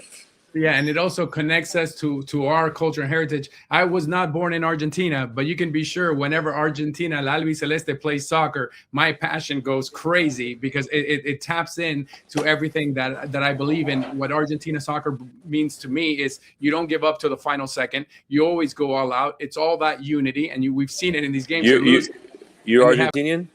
Well, my parents are from Argentina. Yeah. So everybody's from Argentina. What a comeback yesterday's game. Yesterday and the game before and the game before. But I mean, it's like, and in our mind, there was no doubt we were going to win that game. And I believe that belief and that faith is just so strong in our cultures. And we bring also so much education, music, intelligence. And so I love Tito Tam here. Speak on that, about how let's break that mold that, especially in the United States, the Latino, it's just this. And no, we're everything. And look at you, perfect example. Chinese. Yeah.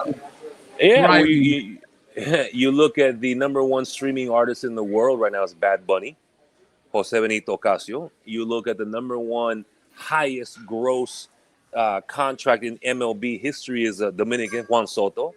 You look at the market share of Latinos in baseball is continuing to grow. You have more representation in basketball con Latinos. So we're becoming part of what this country makes up. We're not just soccer players only. Now we're in every sector.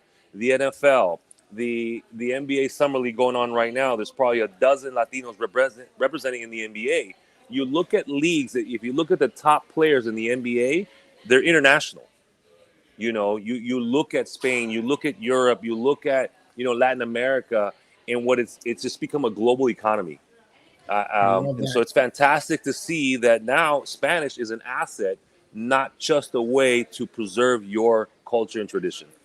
But I love, Tito, you throw in some Spanish words also. Speak on how important it has been for you to be bilingual, speaking English and Spanish, and having that pride, because lots of times Latinos in this country are like, well, I don't need to speak Spanish, and they'll think of it as a bad thing. And it's like, no, man, let's push learning both languages because it helps everybody. Speak a little bit on that.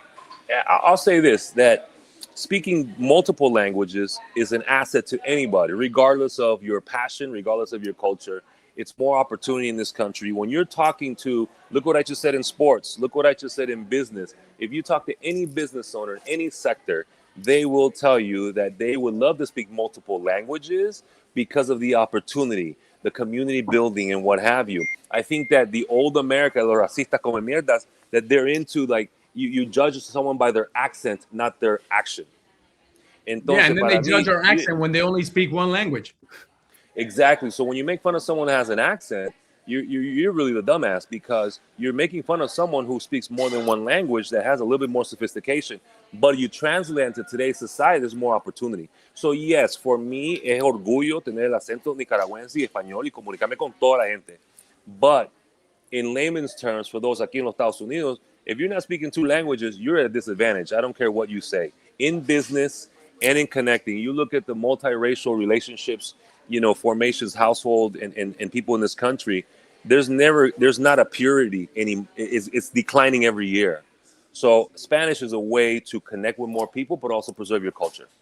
Absolutely love that. Also, something that I'm very intrigued about you is you're not one lane. You do all kinds of things. I consider myself a pretty good cook. I'm not a professional chef, but my wife says we've gone to 5-star restaurants. She prefers my cooking. And I do not understand anybody who takes pride in saying, no, I don't cook. I don't like to cook. Oh my God. Like, what are you doing? Like, being able to cook your own food and enjoy your flavors is amazing. Talk about Tam, the chef, and how important it is, even if you're not a professional chef, to eat and cook your own food. Well, let me tell you, to this country is, again, everyone needs to eat, and everybody loves variety. So I remember my mother had an insurance job. My father was a contractor, but every weekend we were making nacatamales. You know, that was part of us showing what you said earlier, discipline, right? And so at a young age, I wasn't sleeping in playing video games. I was waking up, rolling the masa out so my mother can go out there and sell it, and then relax a little bit, and then we would, you know, go to work. So for me, cooking became a lifestyle. And of course, you know, I'm very frugal, so I hate going to a restaurant and spending money on the food that sucks, right? Or they serve it too warm, cold. And the connection that you have. So one of the first families that I met in the United States was an Argentinian family. Entonces yo me crié con gente argentina. So for me, imagine this: I'm 7 years old from Nicaragua in the United States, and every Friday they open up this garbage can that they turn into a grill, and there's asados con chimichurri, proboleta, la empanada. So to me, cooking became a lifestyle because of sharing a story, eating well, eating cost effectively. You said earlier, you got to eat clean, once in a while processed foods, but if you really take that processed food and took a little bit, maybe 20 minutes a day to go on TikTok or YouTube and learn a favorite recipe of a country you haven't been able to visit yet, you're going to be able to make it because the accessibility of the ingredients. And now you're eating something that's not processed. So, a mí me da orgullo. Last night, I did an event here, and we featured Nicaraguan food. But, you know, Nicaraguan food is typically rice and beans and fried. We did a lot of grilled and coconut milk because it was from the Costa Atlantica of Nicaragua. So you don't have to go to Nicaragua to understand. I love coconut rice with spicy chicken. And so cooking is a lot simpler than people think. Love that. Tito, I have to run. I'm going to bring in Jenny Lopez real quick because now I'm starving. Now I want to find the best Nicaraguan restaurant nearby. And we have to touch base because I definitely want to taste your food. And especially that you said you like Argentine asados. We have to combine. Yeah. That's Un placer, awesome. Pablo. Un placer. Yeah, and Pablo, I'll see you very soon with Dr. Lisa. So I'll be right back on. Yeah. Tam, you're awesome. I was just gonna say, I'm so hungry just listening to you, Armando. And then somebody, I think, Jenny, put in the bless chat, please mail me some. Oh, But yeah. Un placer, Jenny. Thank you. of course. Hey, I want to talk to you especially about that. I'm glad that he went through the whole cook, because I like that you're not being defined by one thing, like Armando or Tito. You go by Tito? Yeah. Okay. Yeah. So Tito is that. So for example, I'm a chemical engineer, but I was also a professional dancer, and I did both in parallel, both careers. So you Wow. were in the sports industry, right, for many years, and now as a cook. So how do you inspire people that you're not defined by one thing, and then you can do different things, different careers? Yeah, the saying in America is that you shouldn't be the what do you call it? Jack of all trades, master of none. I think Right. whoever made that up is very ignorant and narrow-minded, because one thing that they don't teach you in life is that there's this thing called change. Okay, so who is someone to tell you stick to one thing that you like? Now, you Yes. certainly have to execute. You have to hold yourself accountable. You have to have measurement metrics, right? Because you can't just say, Yes. like I tell someone earlier today, look, I love Romeo Santos, but I'm never going to sing Coda for Romeo Santos. I just suck at singing. Right? And so going back to that, I think life is a book. And if every chapter in that book was the same, then it would be a boring book. Yes. So to me, do what you love, but measure it. Are you good? Is it worth your time of balance, fulfillment, and personal? So that's kind of like the pillars that I use to Amazing. judge how I spend my time. That's awesome. And honestly, we speak the same language. I always say I live my life in chapters. I think I've lived like 10 lives in one, but it keeps us sharp, right? If we stay stagnant, nothing grows from being stagnant. So tell us about the time where you say, hey, I'm going to pursue this passion of mine. And what was that moment? Was there a moment, or that's something that you always say, hey, in the future, I'm going to go and pursue this?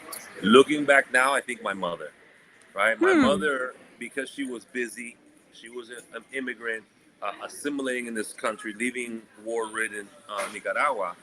In the mornings, she had to do things that were worth the time. So she loved to cook. Now she said, let me apply my business sense, and how do we build extra money for the family from the food business? So you can't just cook and like it. You cook, you gotta sell it, you gotta market it, it's gotta be delicious, the customer service. So I think that's what I did when I had this passion. So my book came out and it became a bestseller. And it's because everything that I do, people say money isn't everything. No, it's a lot. And you should do things that are fun. Well, don't do things that aren't fun. Because if you do things that are fun and can make you money, esa es la meta. Exacto. And so I look at things. If I like t-shirts, then let me see how I can make money, because it's got to pay for itself. So if you go to titosuno.net, I got a clothing line, right? Todo positivo. But I had to learn drop ship. So I'm not buying merchandise. I'm not silk printing them. I'm not buying a wear. It's just drop ship. The things in this divided and challenging society is that there are opportunities. And so, si yo quiero cocinar, all right, hold on, let me go to a restaurant, let me pick the slowest night of the week, let me see if I can market it, let me see if I can bring in 100 people, and let me see if the restaurateur says, you know what, this is helping me out. Let's collaborate. So in chaos, I try to find clarity. Ooh, I love that. So how do you find clarity in chaos? Give us a couple of specific tips. So how to find clarity in chaos? I think the first thing is surround yourself with the right people, not your friends. Surround yourself with the right people. Listen, if you hang out with 5 fitness instructors, you're going to be inspired to be living a healthier life, right? And the hardest thing is evaluating. The hardest thing is evaluating your circle, and so that's number 1, is evaluate your circle. Number 2, you have to look in the mirror. So you can lie to somebody else, but you can't lie to yourself. And True. so I can't tell you what to do until you're ready and capable. And of course, the third thing is, I just talked to high school kids who are not going to go to college because of financial challenges. And I don't believe in a broken system. I believe in navigating and winning. And so what I told the kids is, tell me what you like. So Jen might like advocacy for mental health. Kim might like hairstyling. So you know what you do? How much can someone in mental health make? How much can someone in hairstyling make? Yes. And say, okay, you know what? If they can make 180 grand, estamos bien. But now you have that. The second thing is, where do you want to live? If the rent is $3,000, okay, double that. And then you have a lifestyle with a car and bills and all this stuff, and you like, certain things. Now you have to multiply. See, they don't teach that in high school. They don't teach it in college. True. So these kids in high school are not going to college, even though they're smart, but some pobres, lower income. They said, you know what? I want to have a car. I want to live on this side of the town. I have to make $10,000, $12,000 a month.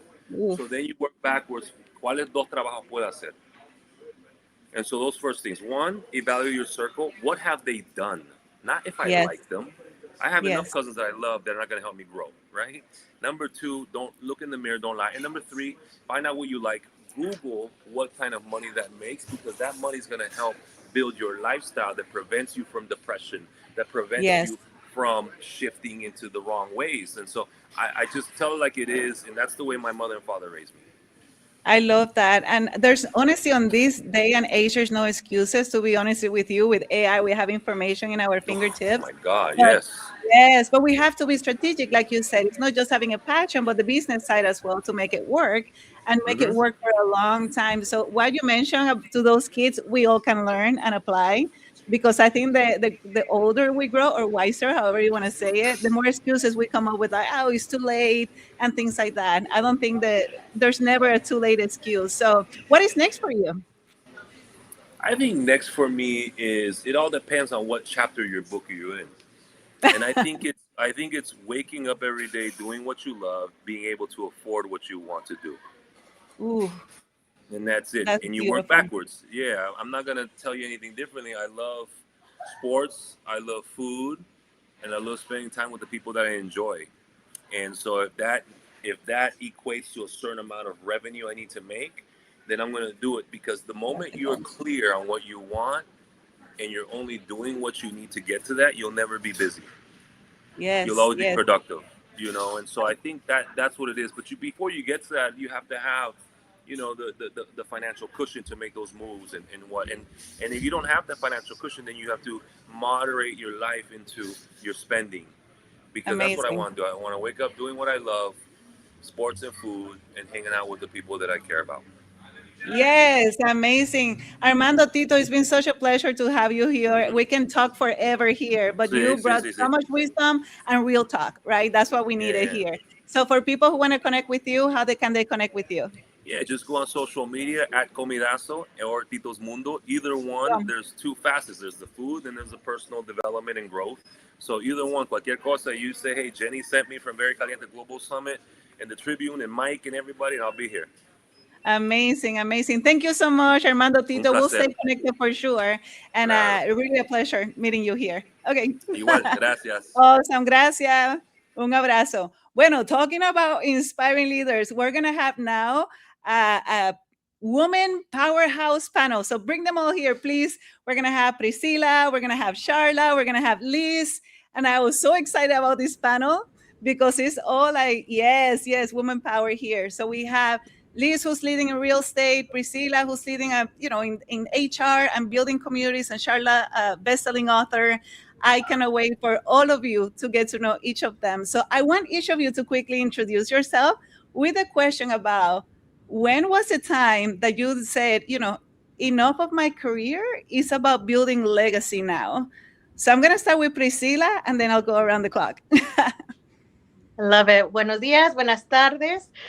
It's so great to be in community with all of you here. And Jenny and Pablo, thank you for the invitation. The growth keeps happening. I love seeing it.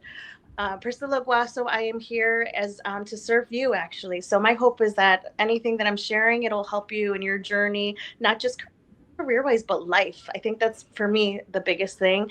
For me, I would say the transition happened. I've been in HR for almost 20 years. I grew in corporate. There's stories behind Jenny and I. Will share photos one day. We said of how we met. But for me, I will say there to legacy was, I would say about halfway through my career, there was something. I've always had this thing inside me where it's like, you're going to do more one day, but I never knew what that was. I never knew where I was going. And I feel like everyone else around me knew what they were doing and I didn't. And then as I continued in my career, the switch happened when I realized it's not about my journey. And that happened because it was happening to me. People were taking time early on in my career to take and really hone around me. And I tell them, you all are my angels, and help me, help elevate me. And then there became a moment where I'm like, okay, I got to this high level. Now what? And I will say that's where the transition, there needs to be a switch in helping community. Wow, incredible. And we're going to go a little bit deeper into what she's doing and how she's building this movement. Charlotte, you and I had the pleasure of meeting each other at another summit, and you were incredibly inspirational. Tell us about a little bit about your journey and when you said, now this is a time about giving back and about legacy. Okay. Well, hola. That is about the extent of my Spanish. I feel very inferior because I barely speak English, much less Spanish. But I am working on a Spanish language book. So, I'll get there. I was a courtroom trial lawyer for almost 40 years. And I woke up one morning in a hotel room in Connecticut after having been there for 8 weeks, and I couldn't go home because the flights didn't hit correctly and this and that. And I thought, you know what? I'm done. It's time to do something different. I had grown up in rural Oklahoma. I was a first-generation college student, first-generation lawyer, and I had something to give back to the world, and it didn't require me to be on the plane all the time and at someone else's beck and call. So it's been an interesting transition, and it's been wonderful. And I get to meet people like you, and I get to hear from people like Tito and Pablo. It's been an interesting afternoon. I'm so excited to be here. Well, we're excited to have you. Absolutely. And we're going to go deeper. Yes, you got the pink memo. Love it. Awesome. Well, Liz, I didn't get it. Next time I need to work like more on my mental powers with you, Liz. I'm kidding. All right, Liz, tell us about your journey. My journey. So I'm still building career and legacy. And you know what? Early on, I've been doing what I do for 27 plus years. And early on, I understood that I don't have to choose one or the other. I could do both at the same time. And I continue to do that. I impact quite a bit. So for me, that's the legacy I'm going to leave in every life that I've changed, and continue to do that. So I'm still doing both. There's so many chapters that I'm still opening. And in every single one of them, I have, with that said, I was blessed with 3 beautiful young ladies. So everything I do in this life has to be impactful, because I'm their hero. Oh, that's amazing. We're going to go deeper also into what you do in our Latino and Hispanic community. So I think Priscilla is having a little bit of issues with the internet, but we'll bring her back as soon as she can. Charlotte, let's talk about your book. Your book is so fascinating. And now I want to also ask you, why was it so important to you to also bring it now into Spanish and Espanol, and to impact our communities as well around the world? Yes, well, I was an English major, so I was a writing and language student in college. And by the way, I did take Spanish twice, both in high school and in college, and still can barely order, but I'm getting there. But one of the things I wanted to do when I retired was to write, and I decided to write children's books. And they are based on the classical concept of the hero's journey. And my hero is a girl. My protagonist is Lily, and Lily is great, and she is not an advocate, and she's not a victim. She's a 13-year-old girl who's trying to figure life out and take care of her family and take care of her friends. And that, I think, is a universal theme. And a friend of mine asked me, why didn't I have a Spanish language version? And I said, well, first of all, I don't speak Spanish, but I think it would be useful because Hispanic families, in my experience, are very family oriented, and they're very focused on the concepts of family and friendship and taking care of your family and following through on promises, all the things that Lily does. So it was important to me to try and share that with a broader audience. And I think it is a very natural fit. It's also important to encourage girls across different socioeconomic and racial categories and so on. It's just really important to give them something that's for them. And it's not political. You know, I had an argument with my first editor because they wanted to use a they. We were going to talk about a character and it was a they. And it's like, there's only one of them. And it's a girl. So it's a she. So, you know, for me, those things were important because I think they're universal and I didn't want them to be political. And for some people that may be a turnoff, but I think from where I come from and growing up as a girl in a small family in a rural area, those fairy tales and that encouragement was really important. And I wanted to add something. Children's books are legacy books. Business books are vanity books. I have some business books. It's cool. My mother can see my face on the cover. No one will remember that when I'm gone. Children's books, if they're good, people read them for forever. So that's what I wanted to do. That's beautiful. And as a mom of 2 teenagers, the age that you chose for that character is so key and so pivotal in that chapter of their lives. So that's incredible. I can wait for, when are they going to be released in Spanish? Do you have that date? The first Spanish book, I talked to my publisher just before I got on, and it is supposed to be ready to go sometime in the next couple of weeks. Amazing. So Frogville Quest of a Frog, which will be La Aventura de una Reina, if I got that anywhere near close. We understood you.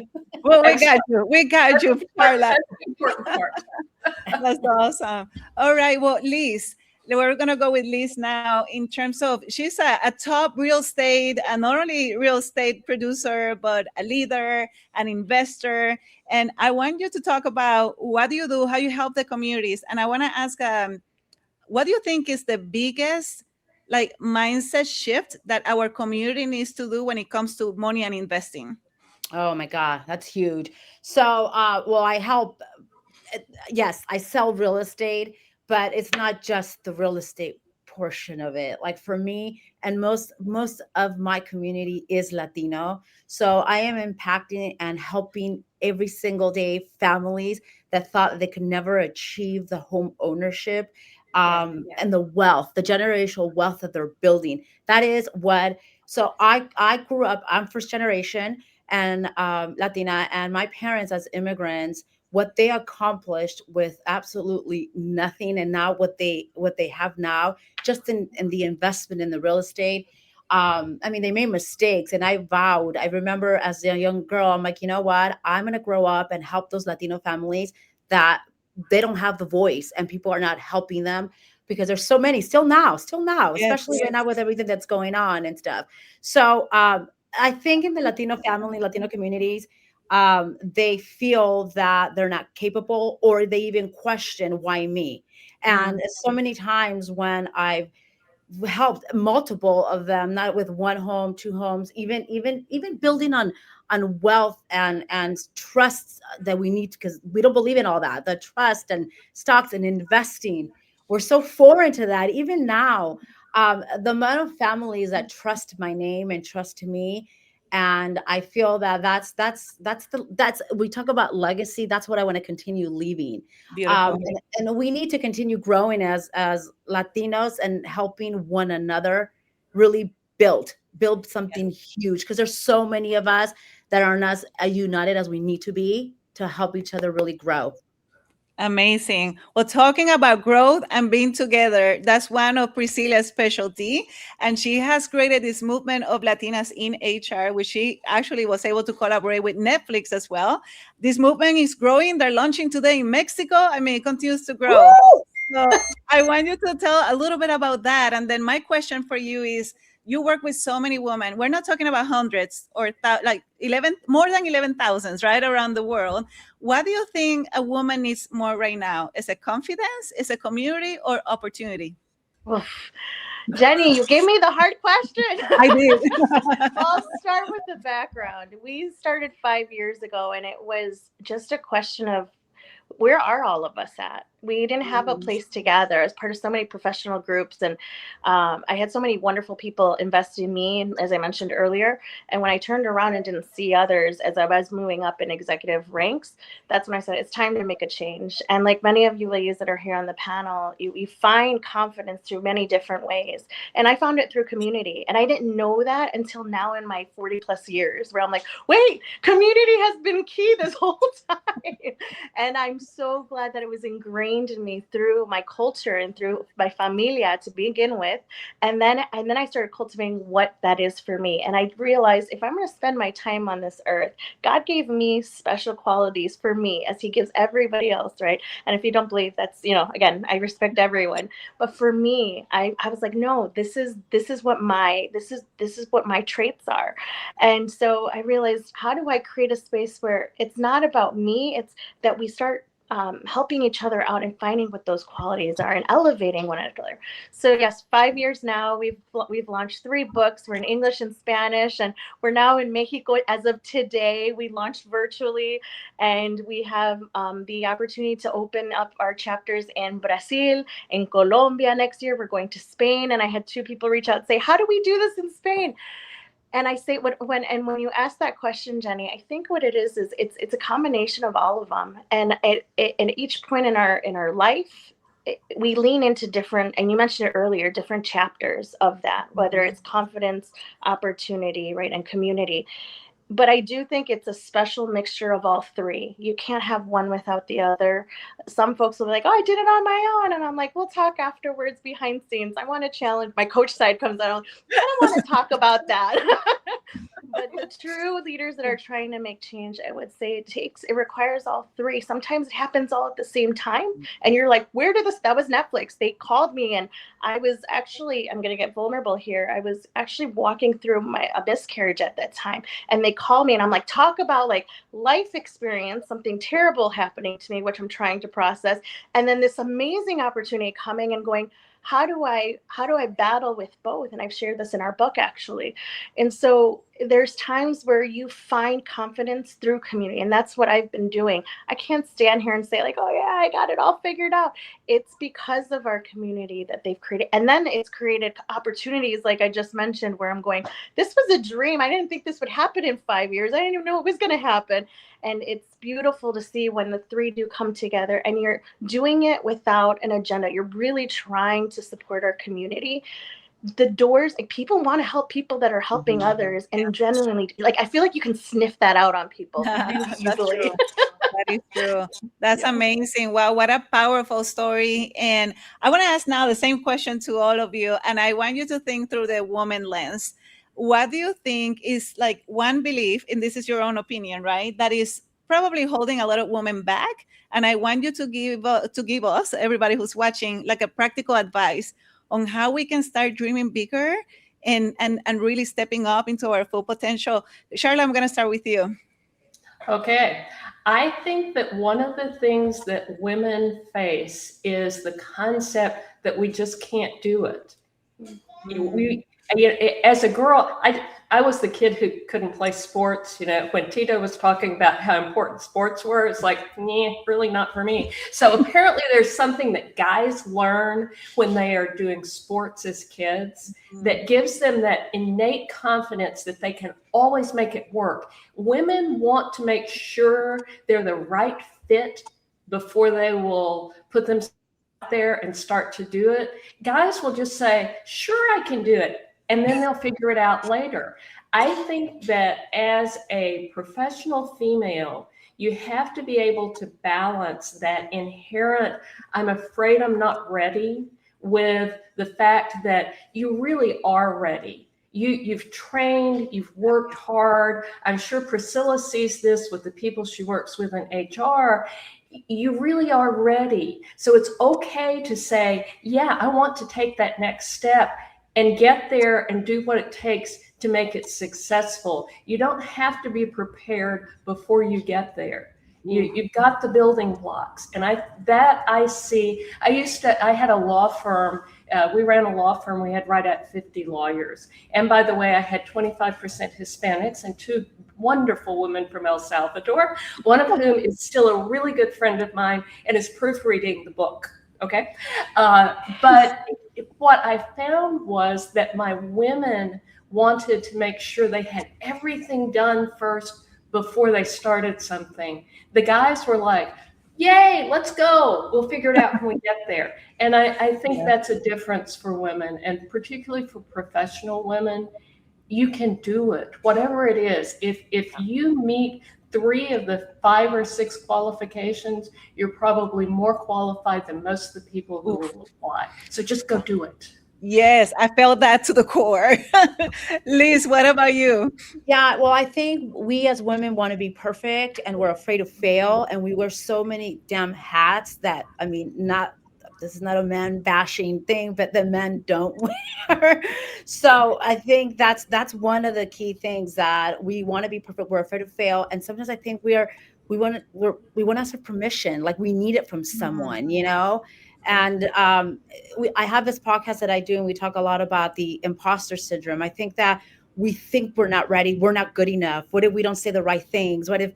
So that's you have to do it. If you fall, you fall. Who gives? Pick up, keep doing it, because chances are you're doing it right. Someone's listening, you're empowering someone. Just don't be afraid. It's never, ever the right moment. It's never the right moment. And that's how I've lived my life and continue to do that. That's how I empower my women. It's never the right time. It's now. It's now. Yes. And we learn together, and together as community, we'll come and figure stuff out, because we will. And there's always someone that if you don't do it, someone else could pick you up and say, hey, I'm going to figure it out for you together now. I get so passionate. Oh my gosh. Women in all lives and walks and all that. Yes, but we are perfect in our way, and we're so passionate and emotionally connected, and that's beautiful. Yes. And sometimes when you say you fall, you get stronger on the other side. Absolutely. We need to fall to be better. We need to fall to be better. Yes. Okay, Priscilla. Oh, ladies, I'm like, what more do I say? I think I'm actually going to take us back to when we're much, much younger, when we were kids. I have a daughter, she's 2.5, and I love it because I'm living all over again through her eyes and her wonder in life and her desire to ask why, right? Everything. And the reason I bring her up is because she reminds me and looks so much like me when I was a kid. And she reminds me of, like, Priscilla, don't forget about who you were when you were a kid, what your dreams were. Life gets so hard. I think it's hard in our hearts and who we are. And we've become resilient, but we've equated resiliency with, like, letting go of all those dreams to be able to make it and be responsible and take care of our families. But there's beauty in holding on to that wonder and really diving deeper into that and saying, well, what if I do want to figure out how to become a DJ, but I'm an HR executive? It doesn't matter. All of this is going to help you in one way or another. It's because it's who you are. It makes up who you are. And so I think that's one of the things that I would say for us to not forget. And I'm actually going to turn around and pick my little doll up because I just got her in Mexico. Mexicana here. And the little muñeca Lele, I had her growing up, and I hadn't seen her in quite a long time. And when I went to one of the pueblos in Querétaro, the ladies there, they make this by hand. Yeah. And this reminded me of the little Priscilla. And I'm going, I felt like it was a divine reminder of, like, Priscilla, you are aligned to where you're supposed to be. But don't forget about this little girl of who you are, because you're giving to everyone else. Don't forget about you too, right? Yes. And that's going to make you a stronger person, mother, daughter, friend, executive. Amazing. So I would say, don't forget that, ladies. Oh my goodness, amazing. We're getting really, believe it or not, towards the end of the panel. Isn't go so fast. I want you to give one last piece of advice. We have about 3-4 minutes here in terms of how do you deal with comparison and how do you stay authentic to your truth? So I'm going to start with Charla. Well, in terms of comparison, I'm comfortable with who I am. So I don't really worry so much about that.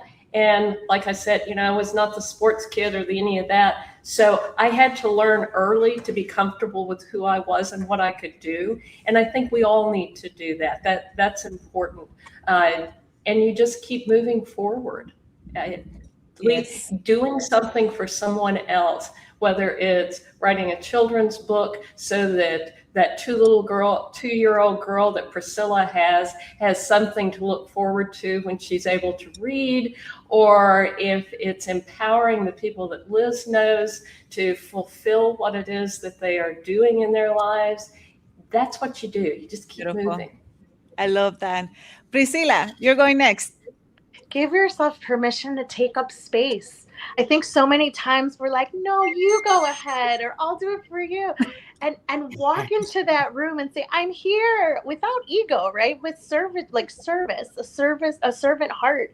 And I think so many things will open for you. Again, I tell you, I feel like all of us can sniff out the good in the people that have their own agenda.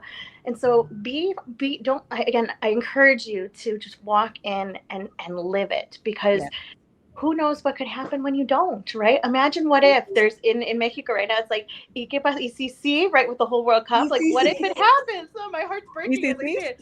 But do that for you in life. Like, ¿y si sí? What do you think would happen? So I would say go for it as well. I love it.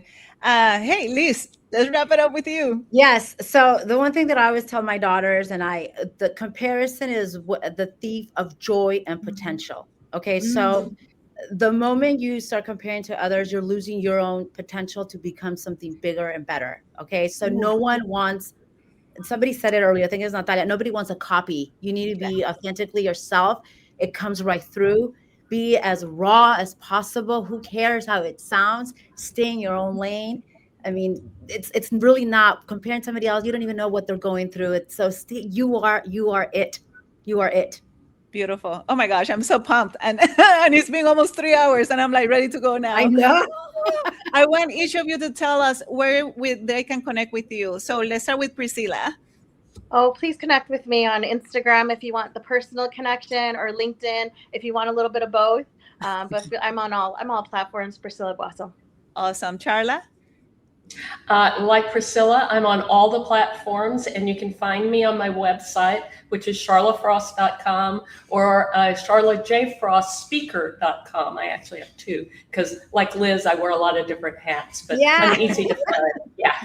I love it. And what about you, Liz? The same. I'm on all platforms. I'm known as La Reina de las Casas. So wherever you see that, it's Liz.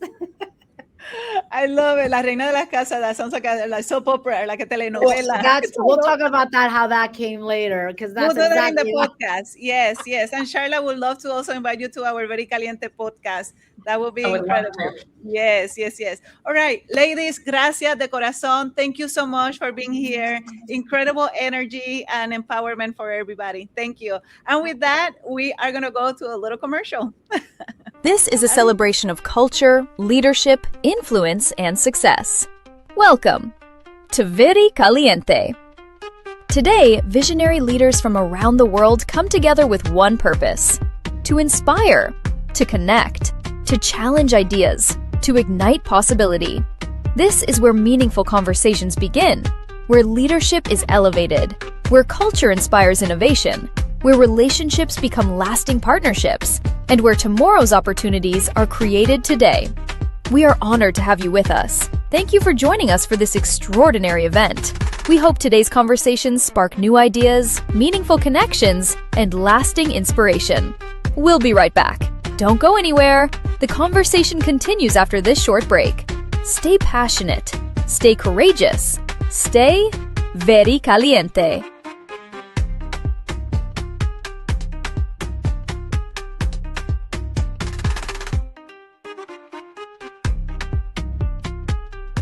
This was an incredible, almost 3 hours of nonstop wisdom. You heard from people in the music industry, authors from Fortune 500, entrepreneurs. I mean, you name it. And I always leave so inspired from these shows. But I want to ask you is that, knowledge is one thing. Like a lot of people will say, oh, knowledge is power. Remember that growing up, knowledge is power. Execution of that knowledge is power. So don't live inspired and then you go back to the normal world and you regret back to the old habits. I want you to, whatever where you were taking the notes, and if you were not taking the notes, the cool thing is this is recorded, so you are going to have the recording, and then go back and just, you don't have to do it all, but realize what are the top 1, 2, or 3 things that took away from these incredible speakers, and then go and apply it, because that's what's going to take you closer to your next milestone towards your potential. And we heard all of these different people. It's not that they were lucky or it was easy for them. They came from a different background. No, all of them did it, even through whenever they were battling a very difficult journey in their lives. So honestly, there's no excuses. Don't let an excuse be that obstacle between you and your potential and the people that you are impacting. So with that being said, I think I'm going to go and close this one. Make sure that you follow with the speakers. Make sure you also connect with us. We're going to have the next, just a summit like this one, but on direct sales. I love how we're doing summits almost every month. So make sure that you don't miss them, because we bring the best people from around the world. Direct Sales Summit is going to be on July 23rd. You don't want to miss it. And with that being said, again, my name is Yhonny Lopez. Make sure you follow me at Intentional Unicorn. I'm in all different social medias as well. Let's be friends, see how we can help each other. And always remember to be reach that potential, not because you do the check box at the end. It's just because of the person you become by achieving that goal and the impact you can have with that. So with that, I leave you here with a lot of heart, a lot of love, and go for it. And thank you so much for joining us at our very first Very Caliente Summit. Thank you, everybody, for joining.